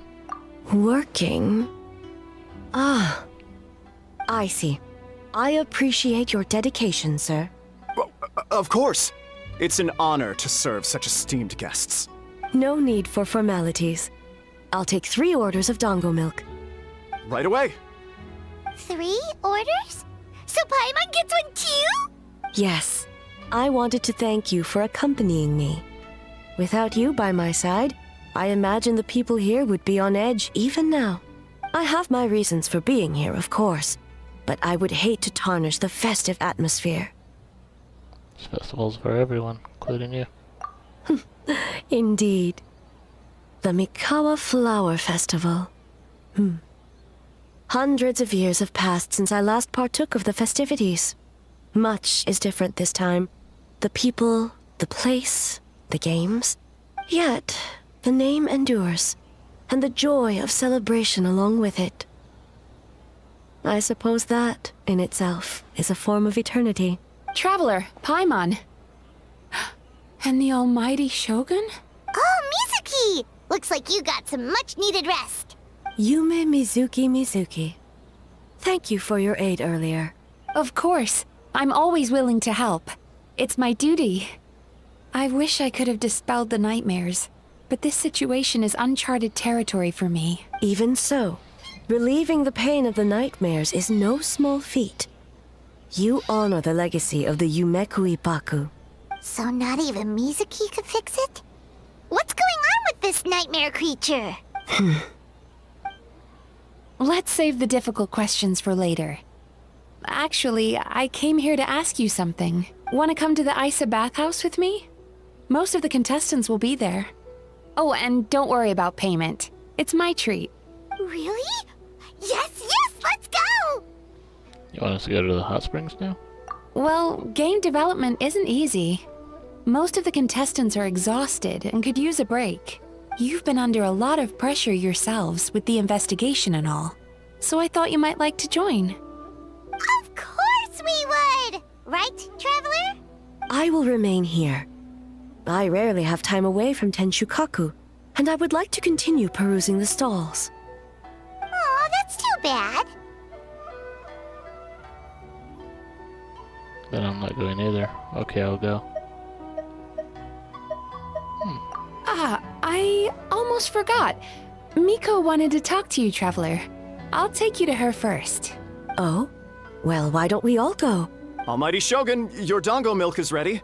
Oh, delicious. No need, Shogun. Miko just had some quick things to go over with the judges, that's all. You and Paimon can wait here. We'll only be a minute. Be right back.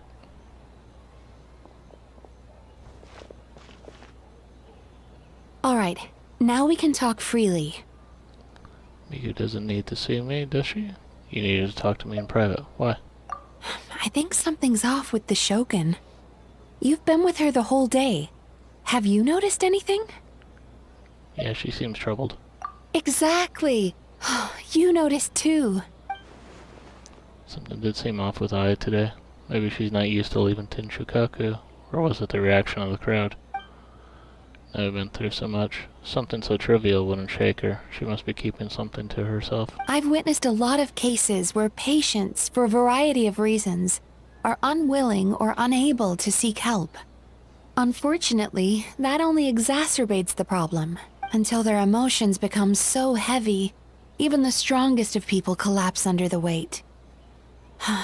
I see those warning signs in the Shogun. So even the Archons aren't immune to emotional strain?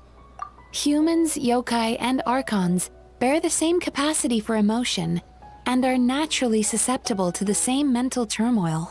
It's very possible that someone who appears strong on the outside has learned to compartmentalize their negative emotions, and that is far from healthy. I understand. Anyway, the quickest route to curing the mind is through the heart. That's where you come in, Traveler. As a clinical psychologist, isn't that where you come from? Approaching someone in a professional capacity often makes them more guarded. But don't worry, you'll still have my help.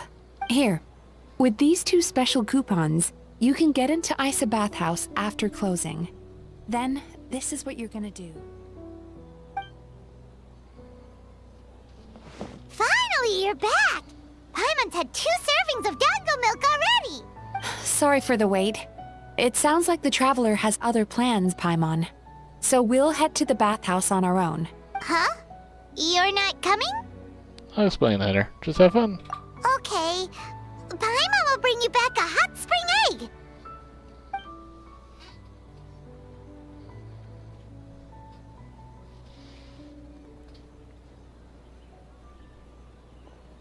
There is no need to stay behind on my behalf. If you leave now, I'm sure you can catch up. Something tells me you chose to stay behind on our behalf. What makes you say that? You want everyone to relax. You don't want people to be on edge because of you. If my presence makes them nervous or impedes their ability to relax, does that not defeat the purpose of going to the hot springs? I already disturbed their progress by coming to the festival. The last thing everyone needs is more distractions. Aren't you under pressure too? As you know, this body is hardly that fragile. It can operate for another 100 years with no issue. You didn't deny it. Mortals are weak in body and mind. If there is a choice of who to bear such a burden, naturally that person should be me. What if you didn't have to worry about bothering anyone?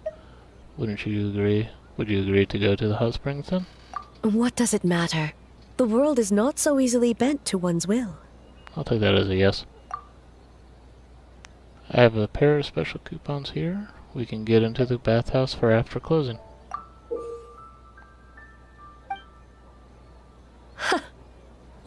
Clever verbal tricks, Traveler. It appears you've been spending too much time with Miko. It's an honest offer. You think you can get away with manipulating the Shogun? I wouldn't be so sure. You go, won't you? Persistent indeed. Very well.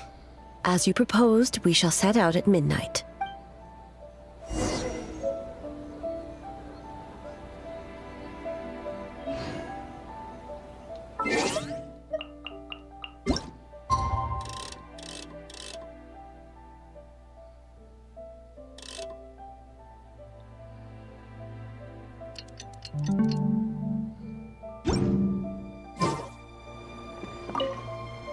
As I said, let's wait until midnight.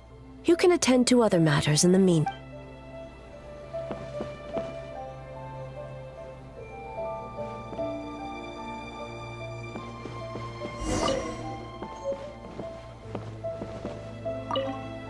Well, shall we head out? All right, no reason to delay.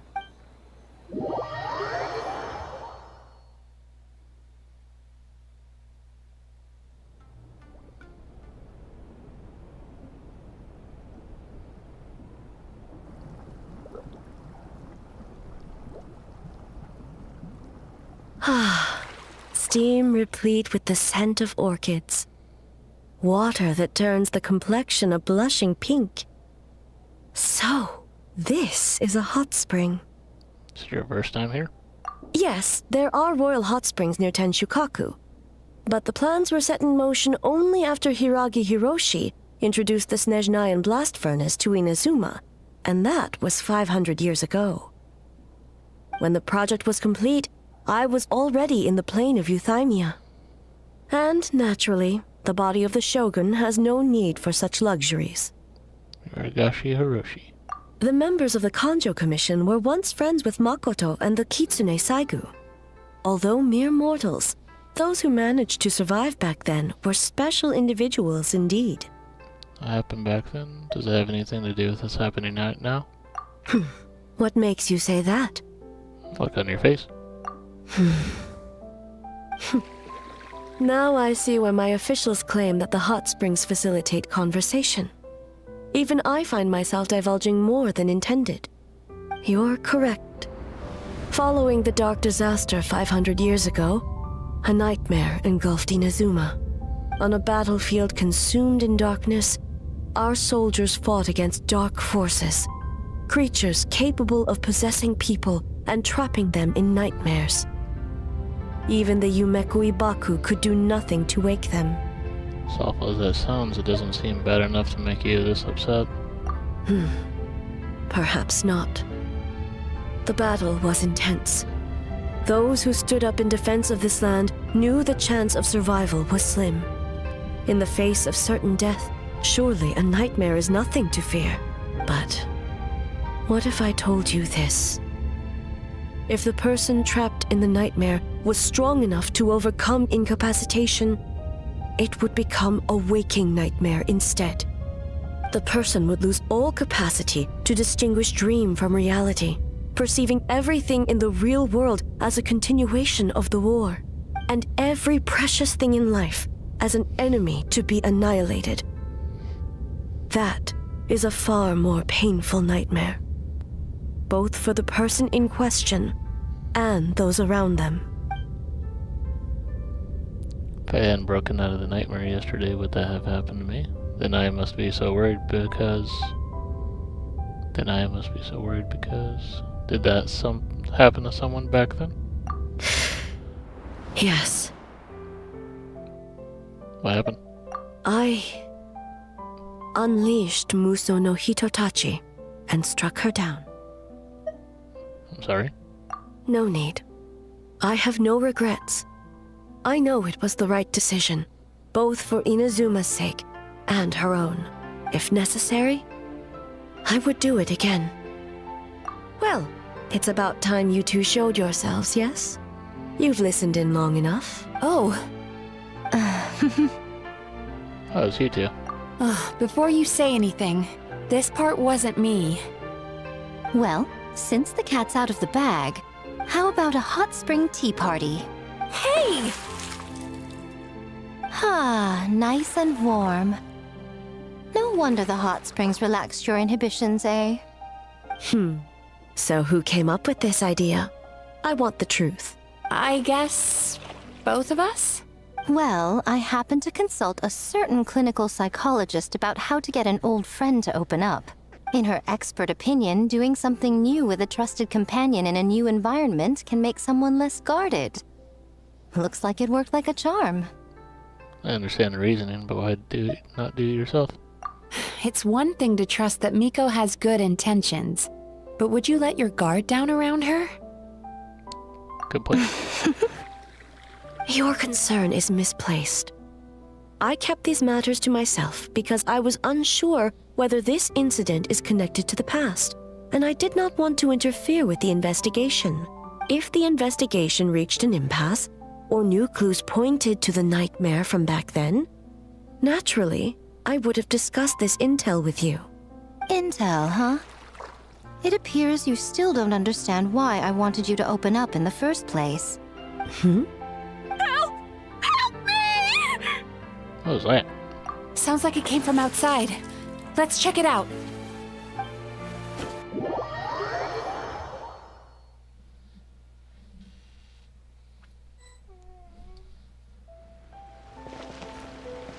Oh no! Someone's unconscious! It seems different in some respects. Step back and allow me to examine her. She's awake? What's going on? Almighty Shogun? What happened just now? What frightened you? Shogun, It's all right. With the Shogun here, nothing can hurt you. Just take a deep breath and tell us what happened. I almost fainted again just now. Is that what happened earlier? You fainted? Yes. I was on my way to your restaurant. And as I was crossing the bridge, I saw someone staring at me from behind a tree. It was hard to make out their appearance in the dark, but I had a bad feeling. So I tried to get a closer look in the moonlight, and it was me! In that moment, I thought about how people who see their doppelganger usually end up dead, and I fainted from the shock. I don't remember anything after that. A doppelganger in Inazuma City. But we only detected traces of the nightmare around Mount Yogo. I heard that people encountered doppelgangers at Mount Yogo too! Could it be the work of some terrible yokai? Don't worry about that. The strongest yokai in Inazuma are all right here. Now that we have an understanding of the situation, why don't I take you to the police station to file a report? Okay. The situation is getting worse. If the doppelganger is limited to the festival grounds, that's one thing. But appearing on a random street in Inazuma City... On the bright side, the victim seems okay this time. Bad news, Shogun! A Tenryo Commission official? What's wrong? Another victim! At the festival! Kappa is trapped in a nightmare! What? But Sara and the others were keeping watch. Make haste. Back to Mount Yogo at once.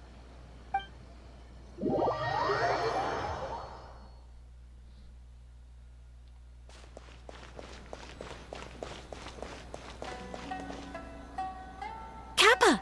Kappa! Excuse me. Let me take a look. Mizuki! Traveler! Finally, you're back! Shogun, the fault is mine. The Tenryo Commission failed to protect those under your charge. Now is not the time to cast blame. Did anyone witness the attack? No, we have failed you. There is no trace of the enemy. We split up for just a second, and the next thing we knew, he was on the ground. Oh, it must be some terrible yokai. Other than the Bake Danuki transformation, there was no trace of yokai power at the scene. It's almost like the culprit's methods are getting more sophisticated. The doppelganger in Inazuma City. almost also seem to appear without warning. Why, there's doppelganger in Inazuma City? Yeah, seems like it. Doppelgangers, nightmares, Inazuma City, Mount Yogo. How is he, Mizuki? It's strange. I can't perceive his nightmare. It's almost like he's not there at all. The yokai! It must be getting stronger! Kappa! Oh, please don't die! It's my fault. I should have anticipated the culprit might resort to more sophisticated methods. No, it was I who underestimated the enemy. I who allowed us to continue the festival despite the potential dangers. Sarah, what is the status of the other contestants and staff? All normal. I asked the Yashiro Commission to move them to a secure location just to be safe. Good. By decree of the Shogun, I declare that the Mikawa Flower Festival is... Wait. What is it, Miko? You're being too hasty, eh? I understand your concern for the people, but I urge you to think this through, or we risk playing into the enemy's hand. Considering your history with nightmares, you have better cause than anyone to exercise caution. But do you truly believe that what we're facing now is just a nightmare? Call it intuition. If you want the truth, perhaps Doshin Shikanoin could shed some light. I believe there's been a break in the case. You flatter me, Lady Guji. I do have a few ideas. Up to this point, we've only detected traces of the nightmare creature around Mount Yogo. And now a doppelganger appears in Inazuma City. Original thought was that the culprit infiltrated the venue to evade capture. If so, there would be no reason for them to risk exposure by continuing to change form. Rather than concluding that the nightmare creature on top of everything now has the ability to disappear without a trace, I think there's a different possibility. Doppelgangers and nightmares are actually it's the same person, different person. Psychological phenomenon. People who saw doppelgangers were mistaken, and the nightmare I saw wasn't real. No. Can't just explain it away. The nightmare creatures and doppelgangers now are separate entities. That's why their methods are so different. They have separate goals. An enemy that has two different abilities and can suddenly appear and disappear without a trace seems too random, like a novel from Yai Publishing House that tries to incorporate every element under the sun. That's right, the entities appeared at the same time and place. That's why the Tenryou Commission conflated the two at first. But if we ignore the nightmare creature and look at the doppelganger incident in isolation, the culprit's motive is clear. Escape capture, cause panic, occupy Inazuma. Why would it do that? Taking control of Inazuma by replacing everyone with doppelgangers, I doubt even a folktale would come up with something so unrealistic. We thought the culprit was changing form to evade capture, but if the doppelganger isn't responsible for the nightmares, they would be no more deserving of arrest than a random prankster. The doppelganger incident didn't actually hurt anyone, but the folktale about doppelgangers did cause people to panic. That must be the culprit's goal. That's right, because of the folktale about doppelgangers, the culprit was able to incite panic without attacking anyone at all. But after the Tenryou Commission secured the venue, the culprit appeared in Inazuma City so that the panic would spread. What is the end goal? Panic doesn't seem like enough of a motive. You're right, panic is a means to an end. But I think the shift to Inazuma City proves something. Whatever the goal, terrorizing one location wasn't enough. And since Inazuma City is the new target, the person there impersonating at the festival should be absent. Unless the culprit found a way to recover their tracks and incite more panic by leaving behind a stand-in.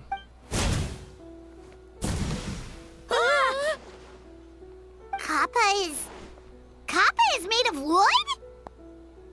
No wonder I couldn't sense the nightmare. I see. So the doppelganger infiltrated the festival as Kappa and is currently hiding in Inazuma City. Is that correct? Not just that, replacing one person wasn't enough. If multiple people are replaced at once, they can cover for each other. We didn't get to see each other much during the test of courage. Kozo and his two friends were together the whole time, too. They would have noticed if someone was acting weird. This kind of transformation is said to have a particular weakness. If the subject is frightened, the disguise starts to crumble. Isn't that right, Yokoi? Yoko and Hirosume Kozu?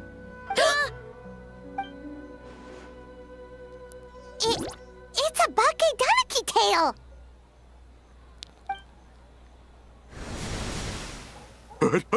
Kikaku! Kikaku! Run! Tetsunosuke? They're getting away! Aren't you supposed to be in Inazuma City? And leave you two by yourselves? That's not the Tanuki way! No fighting! Let's go!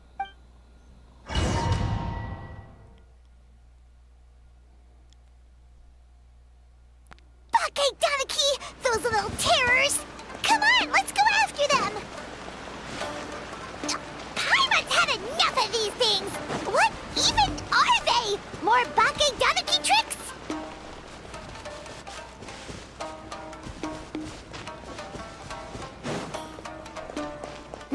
Nothing's working!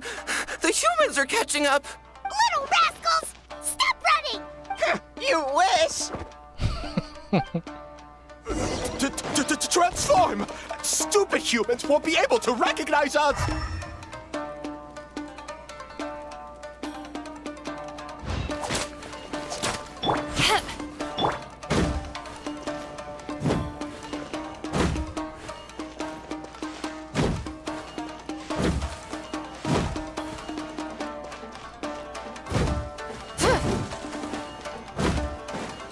You can't see me. You can't see me. I'm up on fire. Tetsunosuke, you idiot! Don't tell them the three of us turned into bonfires! Hear that, Traveler? Bonfires! 3 of them! We'll show them. Ouch! Transform! They're gone again! Oh, what are they this time? Some kind of stone or... Oh!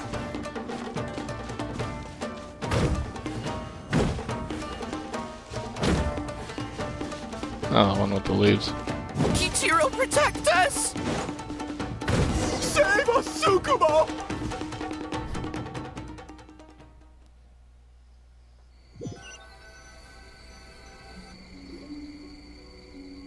We're almost rid of them. That's enough. I will not fail the Shogun again because of you. Ah! A Tengu! Tengu was flying! Tengu is a cheater! Surrender now and I will spare your life. Tengu! Why are you helping the humans? Tengu is a yokai! My loyalty is to the Shogun. Humans and yokai are no different in my eyes. Shogun? That's the leader of the humans! Shogun sent people to steal our land! Shogun is bad! Nonsense, the Shogun would never give such an order. Calm yourself, Sarah. Let's hear them out. Shogun sent humans to steal our home! And the Mikawa Flower Festival! Shogun is making yokai serve the humans! Serve the humans? He's not talking about the game development, is he? Shogun even forced Great Baku yokai to work all night! Oh, you mean yesterday? That was my choice, actually. Jeez, where are these ideas coming from? I think there are some misunderstandings. Kichiboshi and the others weren't forced into anything. Stay back! Humans want to enslave us again! Hold on. Something's not right. We should try a different approach. No need. I know what's wrong. They're trapped in a nightmare. What are you doing? Trying to put Tetsunosuke to work? Kinkaku doesn't want to stay up all night. Servitude, enslavement? These might sound like ridiculous misunderstandings to us, but that is their reality right now. A world of despair and fear, where enemies lurk at every turn, devoid of even a single shred of light. So, they're sleepwalking? How do we wake them up? If we knew how, we would have done so back then. Give us your worst! Kinkaku will never leave the Tanuki path! Kinkaku will die before serving you! Truly? If the nightmares come from the abyss, there's something I could try. What are you doing? No, don't!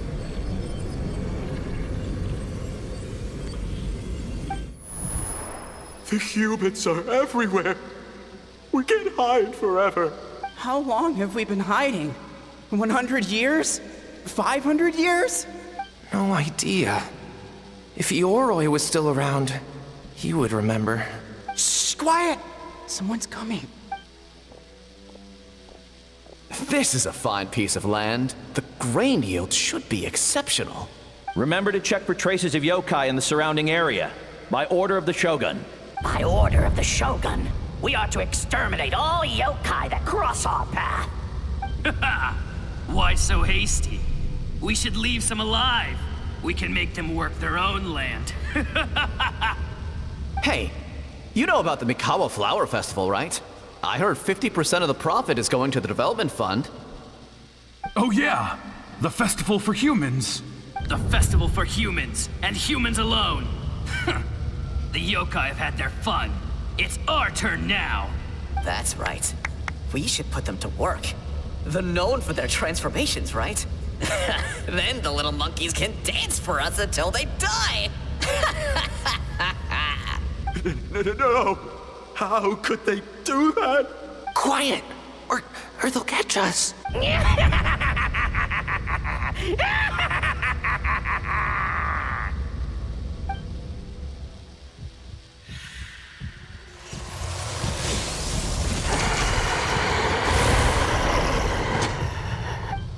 What? What is that? Hey, are you alright? Yoko, Kappa, I need help over here! Hold on! We're coming!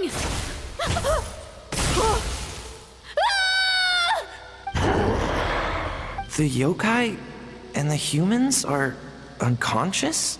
The same thing happened to all of them? The Mikawa Flower Festival! This yokai can speak! No, if we don't make it to the Mikawa Flower Festival, Boss Tama will be so upset. Boss Tama will eat us. The humans are coming for us. We're gonna lose our home. What do we do? We infiltrate the Mikawa Flower Festival. We scare the humans away and then they won't come. But how do we get into the festival? Boss Toma is the best! How about we turn into those 3 yokai? These memories that belong to the Baka Danuki. Traveler! Traveler! Are you all right, Traveler? I'm fine. Where are we? Huh? The nightmare is gone. You purified it. Just my way of dealing with the abyss. Humans! And a bunch of yokai! The Mikawa Flower Festival! The humans are gonna... They're gonna... What were they gonna do? Looks like they're confused. They still seem wary of humans. Might have something to do with a long time in hiding. Hiding? Describe the memories to the group. Oh, that explains all the Boss Toma this and Boss Toma that. That was the only thing they could imitate. Wait a second. Hitotsume Kozo and the others should be Akitsuyuge experts. But this time, Toma did all the work. Paimon can't believe we missed something so suspicious. You're like Haiju. If his skills only worked in hindsight. Oh, you're saying Paimon's deductive reasoning is Hazel level. More or less. Based on your description, Traveler, it's possible these Bake Danuki have been in hiding for 500 years. Sounds like they know Ioroi, too. Why don't we ask him? It's not far. The protector of the grove. It's been 500 years since our last meeting. Sarah, Heizo, return to the festival to keep watch. The doppelganger incident has been resolved, but the threat of the nightmare remains. I will handle the meeting with Ioroi myself. Yeah, Shogun.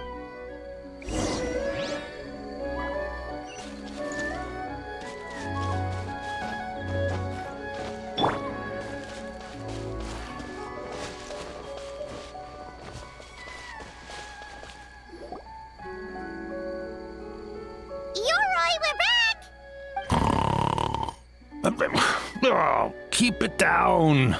Bringing all these people at this hour. Don't you know even statues need to sleep? Shogun! I bow before thee. No, wait, shoot, I'm still a statue. What should I...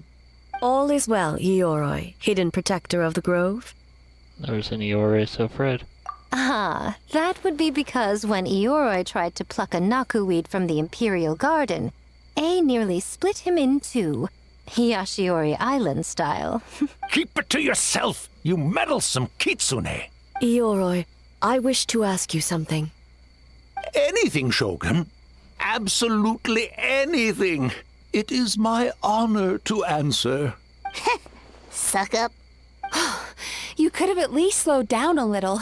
It took forever to convince them to come with me.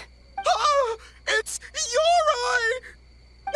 The humans really did kill you! Your body is stone! Huh? I am not dead! Not dead? The kitsune spoke the truth? This smell is Ioroi! Ioroi is alive! Ioroi? The humans really did seal you away! Wait, this must be Kinkaku, and Tetsunosuke! You weren't sealed away? When the humans, Kamuna Harunosuke, came to hurt us. We ran and hid. The humans searched and searched. So many friends couldn't move. Our yokai powers were getting weaker. So we decided to escape the human just as the great Bakedanuki Tsukumo taught us, by digging a hole in the ground! That's when we uncovered a horn filled with yokai power. It was the will of the great Bakedanuki Gichiro made manifest. It restored our power, and then we made the human go, ching-chung, yeah. Oh, and by ting tune, yeah. You mean we tricked him and ran? So you didn't actually beat him up at all? We've been using the horn to hide ever since. But there are too many humans. It's getting harder to hide. A horn full of yokai power. Could that be the source of the nightmares? The reason the Bakedanuki are so afraid of humans? If the horn contained the fragment of a nightmare, using its power to hide would spread the nightmare to them. That means the Bakedanuki have been trapped inside this state of anxiety for 500 years. Ha! I could have told you that nothing good would come from that horn. Using external power is against the Tanuki path. We strayed from the path? But the horn helped us hide from the humans. The humans tried to take our land. On the contrary, the purpose of the investigation was to determine in advance if yokai were present on the land in question. Whether we avoid encroaching on yokai territory altogether, or attempt to reach a mutually beneficial agreement, a peaceful resolution was always the goal. Oh, really? Wait, that is what the humans said back then, isn't it? By order of the Shogun, if yokai live here, we need to discuss the proposal. Ginkaku Tetsunosuke. Not all humans are bad. Yellowfur over there helped me a great deal, you know. Besides, the Bakedanuki were only sealed away back then because Ioroi stole that comb. Ioroi? It's a thief? Ioroi got what he deserved. How was I to know it was used to make sacred Sakura Daifuku? I gave it back, didn't I? So the humans were mean for no reason? Well, if you must know, the young human and I fought. I was perhaps a tad careless, so I conceded the match. Anyway, the point is, neither side is bad. There he goes again, changing the subject when it makes him look bad. Now you know. No human is trying to harm you. So, it was all a nightmare. 500 years in hiding? For nothing. It was a 500-year-long game of hide and seek. What's so bad about that? Besides, you won. Huh? We won? Go us! We're even better than Eoroy! Hey, my game of hide and seek isn't over yet. Wow, the mind of a Bakedaniki is something else. Still so cheerful even after all that. That nature is what isolated them from the worst effects of the nightmare and prevented them from causing any real harm. But a nightmare that's still affecting people after all this time? Who could it belong to? A horn buried under Mount Yogo. Tainted by darkness, the Oni warrior raised her sword against the almighty Shogun. Losing an arm and a horn to the Shogun's blade, she fled into the forest, never to be seen again. A trusted lieutenant fighting against the forces of darkness, she was once devoured whole by a beast from beyond this world, with the body of a tiger and the tail of a serpent, until she tore the creature apart from within. Thus she earned the name Chiyo the Tigerbite, or Tora Chiyo. I don't think Chiyo would like that name. Though she escaped the belly of the beast alive, that battle never left her. She saw the memories of her fallen comrades everywhere, slaughtered one after another, until she could no longer distinguish dream from reality. Nightmare doesn't incapacitate someone with sufficient strength. It turns it into something even worse. The nightmare twisted every joy in her life, her subordinates, family, and friends, into enemies in need of destruction. It was in that state, trapped in the battlefield of her mind, that she raised her sword against me on Mount Yogo. With the Muso no Hitotachi, I cut off her arm, one of her horns, and a portion of the mountain itself. I suspect that is when the horn in question was buried there. And subsequently uncovered by 3 Bakedanuki. That means the fragment on the horn comes from Chiyo's nightmare. Nightmares feed on fear and anxiety. If what the traveler saw is true, it's possible Kinkaku and the others' fear over the past 500 years allowed the fragment to gain physical form and become something akin to a Jibakure, an earthbound spirit. They move through the ley lines, but are also bound by them. That's why the traces of this entity appeared intermittently and never outside of Mount Yogo. It would seem the fragment of this nightmare is no different from the one back then. It hates all joy and every good thing in this world. The investigation team working for a better future? Attacked. Hitotsume Kozo and his friends, kind enough to lend a helping hand? Attacked. Yeah, and we were attacked too! Right when we were having fun with the playtesting.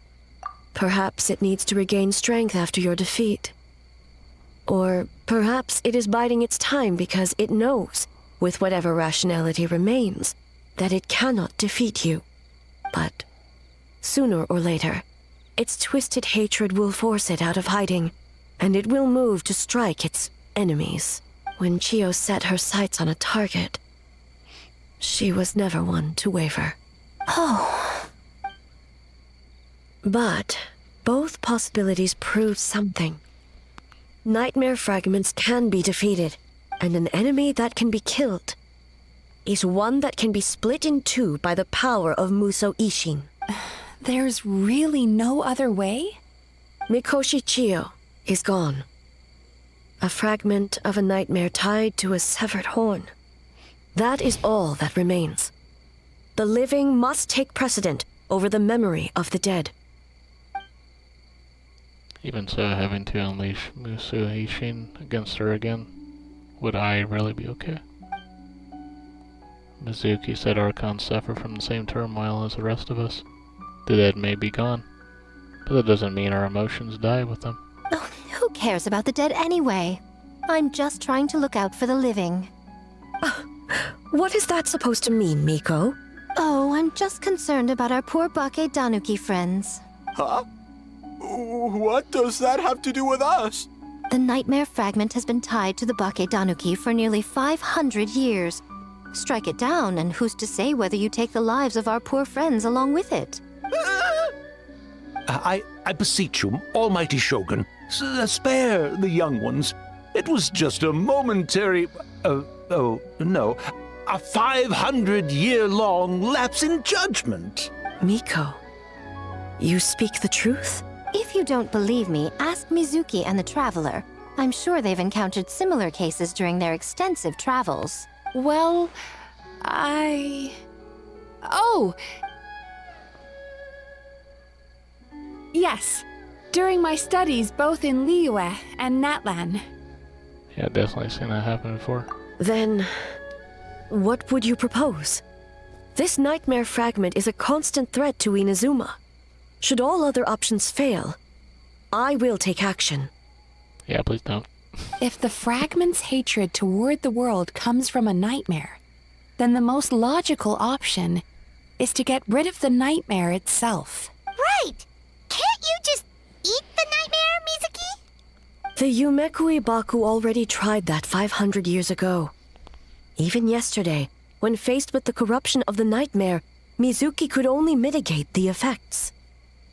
What was impossible back then is not necessarily impossible now. I think Mizuki has the right idea. If we cannot eradicate the nightmares directly, why not use this entity's tricks against it? Combat illusions with illusions. Combat nightmares with dreams. Is that even possible? Don't forget, there are yokai that specialize in shape-shifting and illusions, and they happen to be right in front of us. Where? Kinkaku doesn't see them anywhere! Maybe they're hiding as trees? Or the wind? Fools! The Kitsune is clearly referring to the Bake Danuki. Tetsunosuke, Kinkaku, must you be so dense? Given their centuries-long connection to the nightmare fragment, they are perfectly positioned to create a dreamscape that the entity will be unable to distinguish from the real world. Back then, the nightmare had little to no weaknesses. If we want to give the Bake Danuki an opportunity to strike, I assume you have a plan, Miko? You said it yourself. Mikoshi Chiyo is gone. All that remains is a fragment of her nightmare, already broken and vulnerable. Besides, Mizuki is an old friend, one that is not to be underestimated. She has traveled the land studying dreams and is far more capable than those old fossils back then. Oh, Not gonna say anything? She just usually doesn't compliment me to my face. But Miko's right. If we work together, I'm confident we can put together a ritual to subdue the nightmare fragment. Once we perform the ritual, it will take some time for the barrier to take effect. Luckily for us, we have two formidable warriors on our side. Our festival representative, who also happens to have extensive experience against dark forces, and the almighty Shogun, unmatched in combat. I'm sure the two of you can buy us some time. There's just one problem. Since this entity can pass through the ley lines, its movements are unpredictable. If we're going to create a barrier, how can we be sure it appears where we want? The solution to that is obvious. If the nightmare fragment despises all sources of joy and happiness, then naturally a joyous occasion would be an evil beyond measure. An enemy that must be annihilated at all costs. So, if we want to lure it out... Your source of joy? Then the obvious target would be... The Mikawa Flower Festival! What joy could possibly compare to finishing one's work right before the deadline? I would imagine we can all think of a few. But I agree. The Mikawa Flower Festival is the most plausible target. Once the enemy appears, I will pull them into the plane of Euthymia immediately. I will not put the people in danger. Traveler, I ask that you join me there so we can subdue the enemy together. All right. I will update everyone back at the festival and start the preparations for the ritual. I'll need your help, Mizuki. It's going to be a busy night. Looks like an all-nighter for me. Well, this was your idea. Oh, and don't forget, you need to finish a little fox's daydream as well. And in a surprising twist, you were my nightmare all along.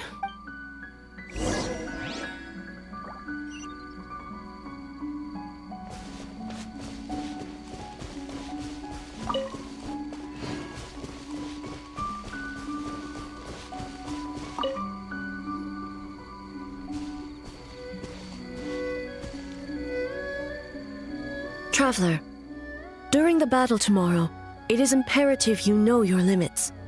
If the enemy proves too much to handle, leave them to me. But... I know.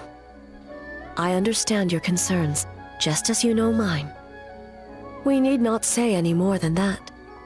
Just get some rest and prepare yourself for the battle to come. Okay, get some rest, I.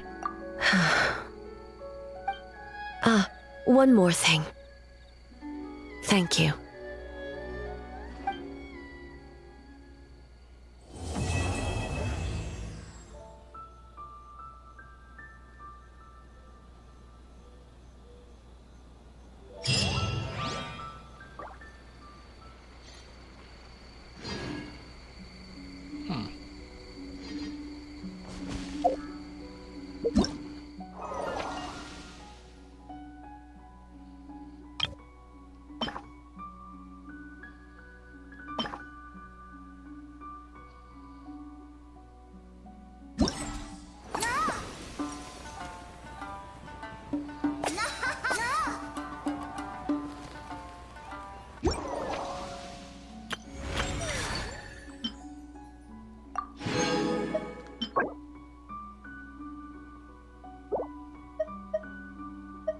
Hey, 30 of those.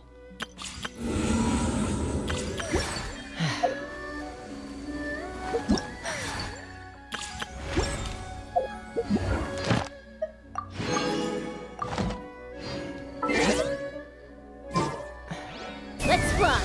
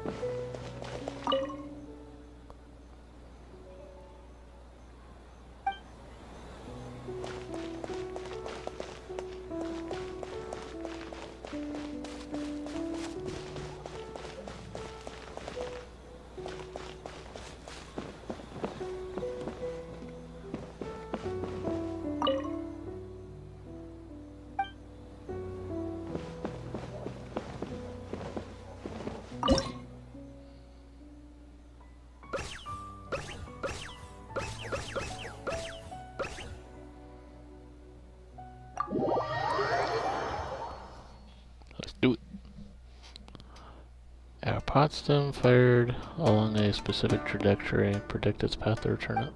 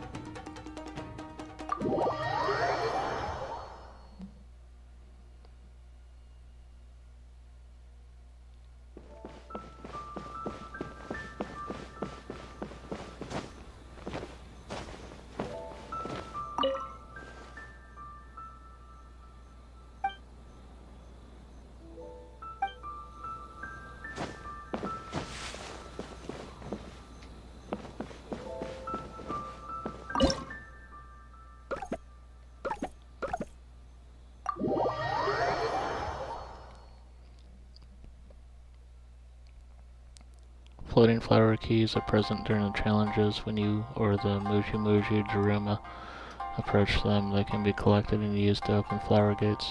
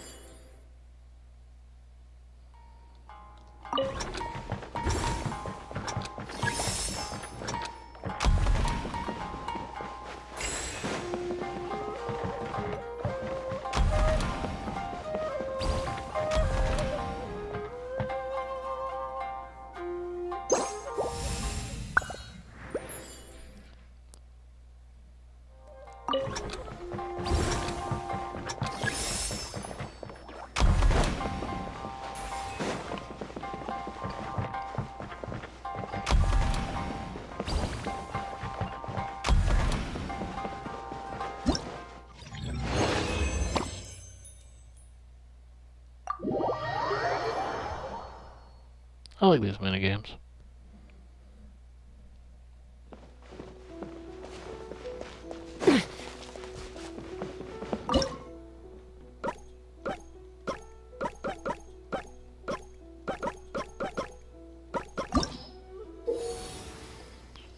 Karasu Ramen Master has suffered the loss of a full day's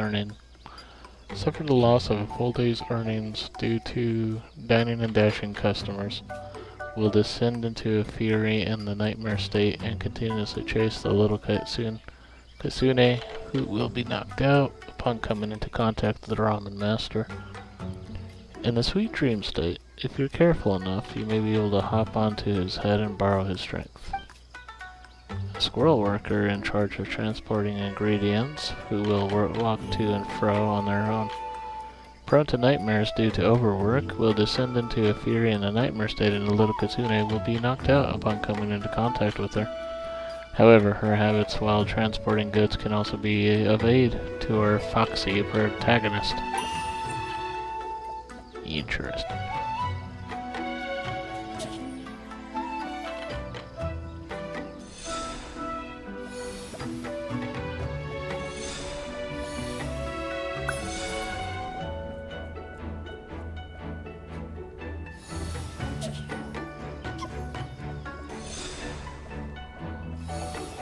Interesting.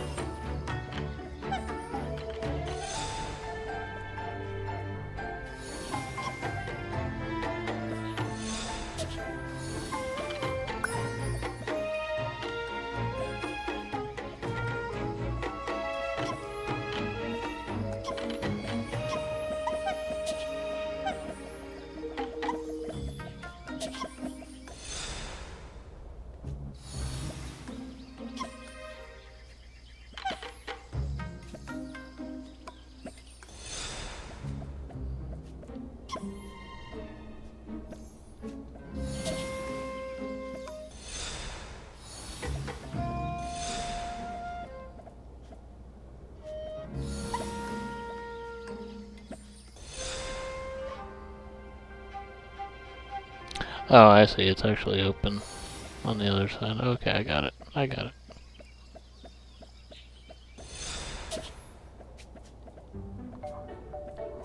squirrel.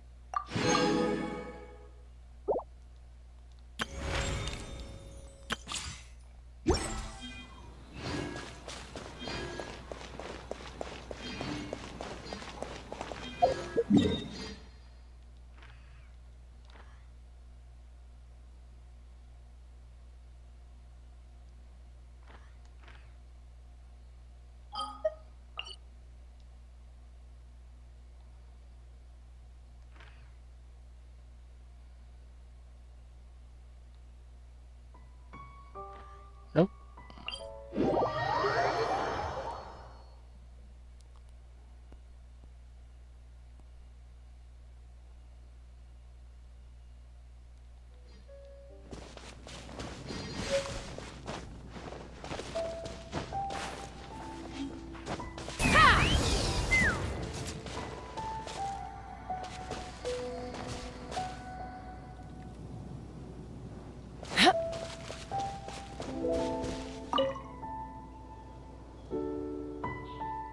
Wow.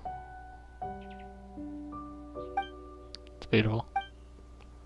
So glad you like it. When I saw this view before, I just knew I had to find a chance to bring you here to see it too. I like it a lot. But, it's a big but. What's wrong? Did we walk too far to see it? Nope. Are you hungry then? Thirsty? I got coconut milk in my bag. Would you like some? It's not that. It's okay, Chi-Chi, I'm here. I'm listening, just take your time. I'll forget this place soon. Yeah, I know. I can only remember things I can write down. Things I can't write, I can't remember. I was so happy today, but if I can't write it down, I'll forget. Color of the leaves, whirling wind in your hand, yeah. I'll only remember your name. That's good enough. Hey, yeah. And? Don't worry about it. Chi-Chi, I've got a great memory. I can remember all the phrases that Master teaches me to remember spear moves after only a few repetitions. Ocean Phase taught me some super cool associative mnemonics. For example, some of the leaves we saw today were golden like the bells on my head, and others were green, like the white jade radishes in my basket. Leave all the things you can't remember with me. I won't forget them, I promise. Besides, this isn't the only time we'll visit this place. We can come every month or drop by whenever we feel like it. Master always says that diligence can make up for a lack of talent. We'll just visit this place more often, and who knows, you might be able to remember it. Really? Of course, Master said so after all. I'm not sure if that saying applies here. Oh well, as long as they're having fun. Did I say something? Use the same saying wrong again? I don't know, but I believe you, Yo-Yo. Let's make a pinky promise. I'm Street Word Rambler's disciple, and the word is as good as my bond. Okay, I'll write this down. This area is safe. I'll spend some more time with them before the sun sets. Alright, try this yo-yo. You cooked a meal too? I do happen to be feeling a little hungry. I wrote this one down.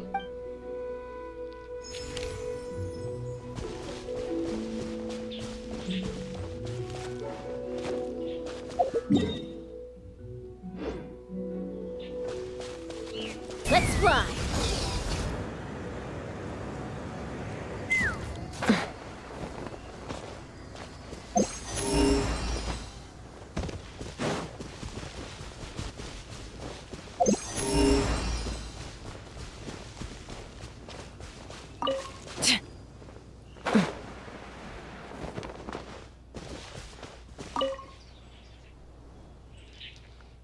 Okay, alright, no need to bring this up again.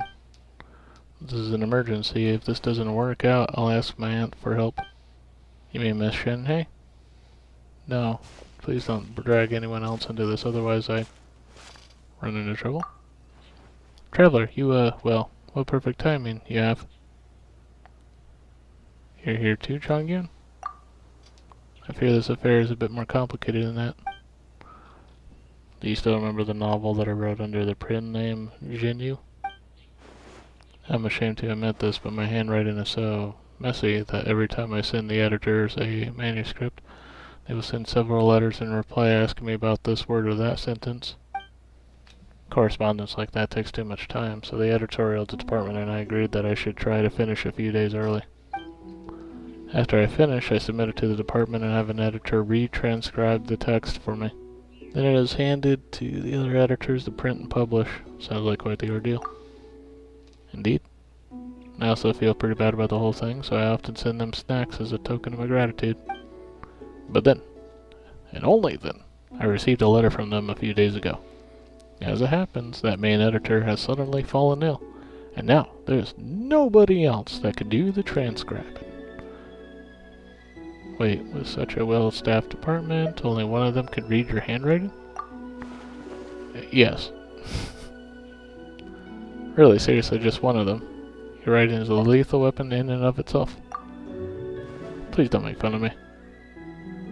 So how's Chongyun's penmanship? See, that was his first reaction too. No, absolutely not. Stop bringing that up. Wait, does this mean that Chongyun's handwriting is also... Not at all. His writing is lovely. If anything, his talismans look better than my prose. Then why didn't you ask him for help? He, well... I told him that as well, and he agreed to let me transcribe his work at first. But before I could copy more than a few sections, Xing Qiu suddenly grabbed me by the shoulder and began shaking me and telling me to stop. It's time to stop. For a moment I wondered if my penmanship was terrible or something, but he suddenly blurted. You, just transcribing is one thing. Why did you have to suddenly start reading out loud as you wrote it? Well, I think your writing is excellent. The narrative is interested, and each character even has their own catchphrases. Catch poems? Anyway, I couldn't help but read it out loud. Especially when the heroine named a flying fox took the antidote down to the mountain. You wrote a poetic header for that too, didn't you? As I recall, it was clothes stained with wine and mortal sod, unwelcome in sword realms the world she trod. Johnny, please just stop. Clothes stained with wine and mortal trod, unwelcome in sword realms the world she trod. Well written indeed. Is there more? I want to read it. That said, while the story itself is good and it's also quite complex, I found myself failing to understand a lot of the details. For example, why the drunken sage suddenly agreed to help and how the 13 blades of the drunken sect that belonged to him were stolen. It all sounds very interesting. Right, Jinkyu writes amazing novels, and he also penned quite a few excellent short stories besides, such as... Wait, why is your face red? His yang energy seems to be surging too. Did he eat a few chilies while we weren't looking? Please, you two, have mercy on me, I beg you. If you say any more, I fear my fingers shall crush the hilt of my sword. I'd rather attend to half a dozen social banquets than listen to people I know read my work back to me. Alright, I'll stop. Tell you what, I'll borrow a typewriter for you. A typewriter? I've heard of those. They're wondrous machines from Fontaine, yes? With one in hand, you shall be free from writing my hand. Truly, that is wonderful news. I look forward to being forever liberated from the tyranny of calligraphy. The ingenious inventions of Fontaine are truly something. I usually only ever hear them from my brother, yet never have the chance to touch them myself. Wait, hold on. Doesn't my brother often go with our caravans to Fontaine? He must have heard of typewriters, surely.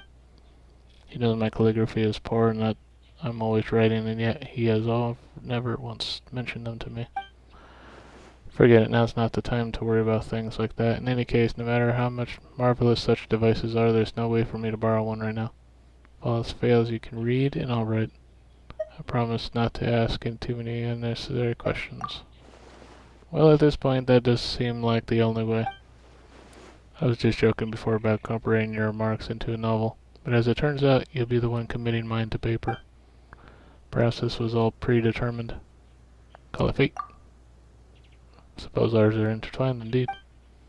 I'll go back and organize our manuscript. Once I'm done, I'll invite you over so I can dictate the text to you. Once you're done, Jinkyu, would you mind showing it to me? I'm really quite curious about the flying fox. Shangyun, please spare me already.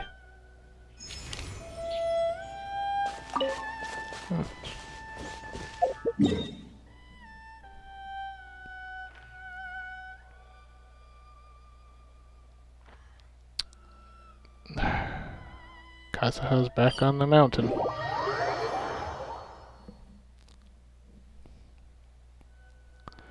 I like this. I like that you can actually see them in the wilderness.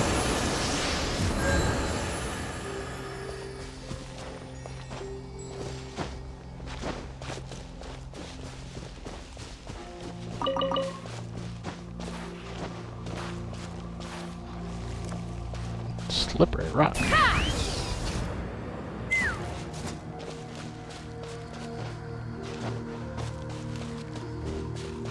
Take me up!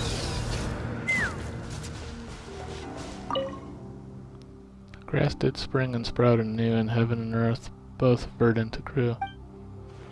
After the rain the wind blows gently, and the clouds are light. Looking out over the horizon, one's heart is opened wide.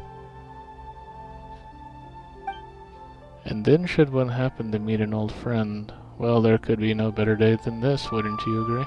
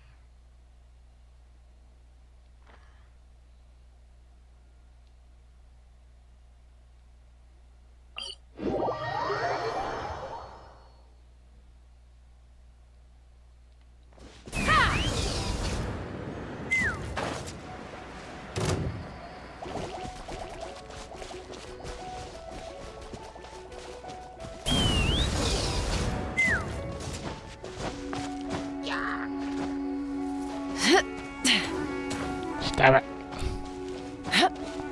Let's fly!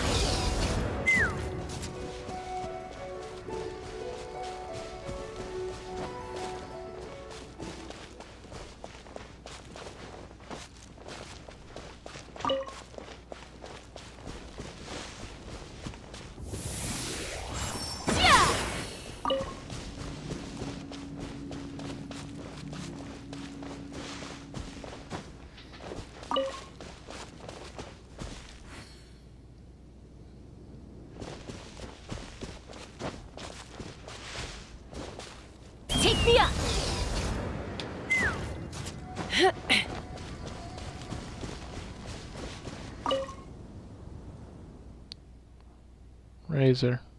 He's not here either. Did you see Razor on your way here? No, why? Is there something urgent you need to talk to him about? No, it's just, well, actually, it is kind of urgent. When he visited the city a few days back, he was going to have some cake with Klee, but the shops were all out and he didn't get any.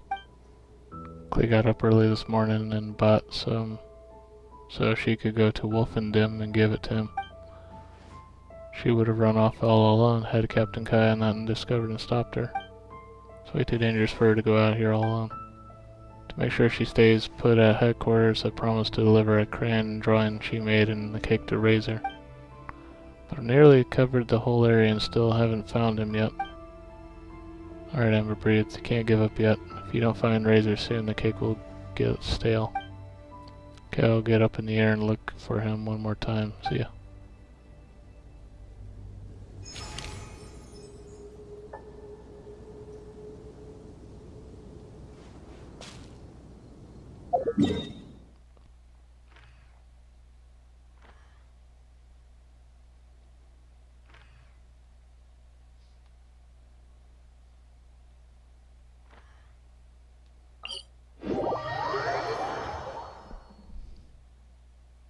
I'm a little out of practice these days.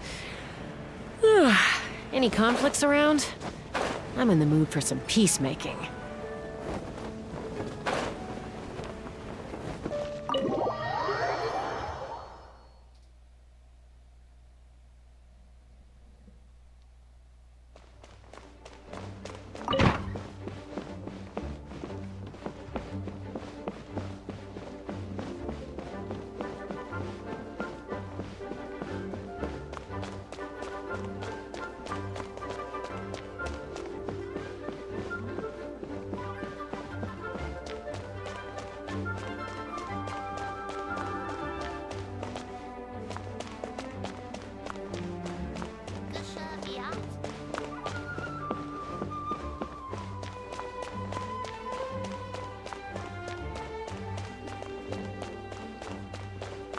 Oh, it's up there.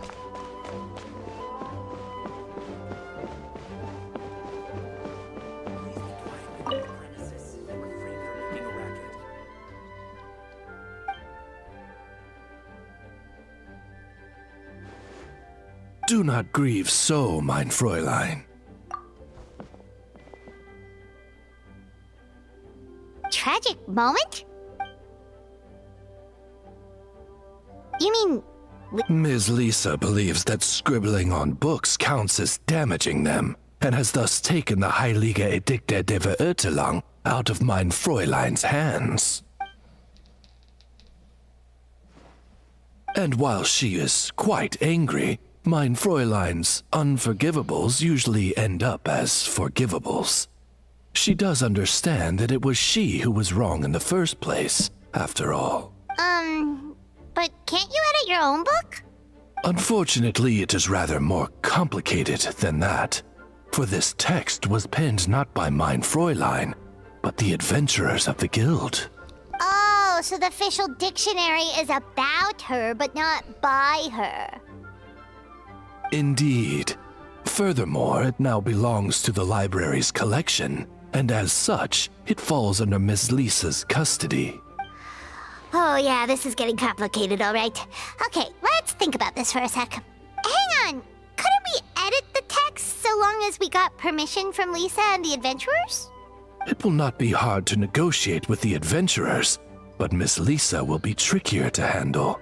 She appears to have anticipated this, having left the library right after confiscating the book. We do not know where she has gone.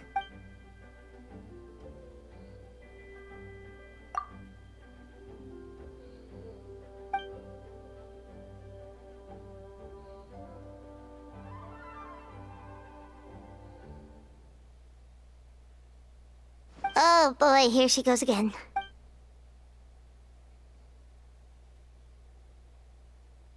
Quick, Oz, translate for us, would you? Mein Fräulein is saying that she will get Lisa to agree somehow.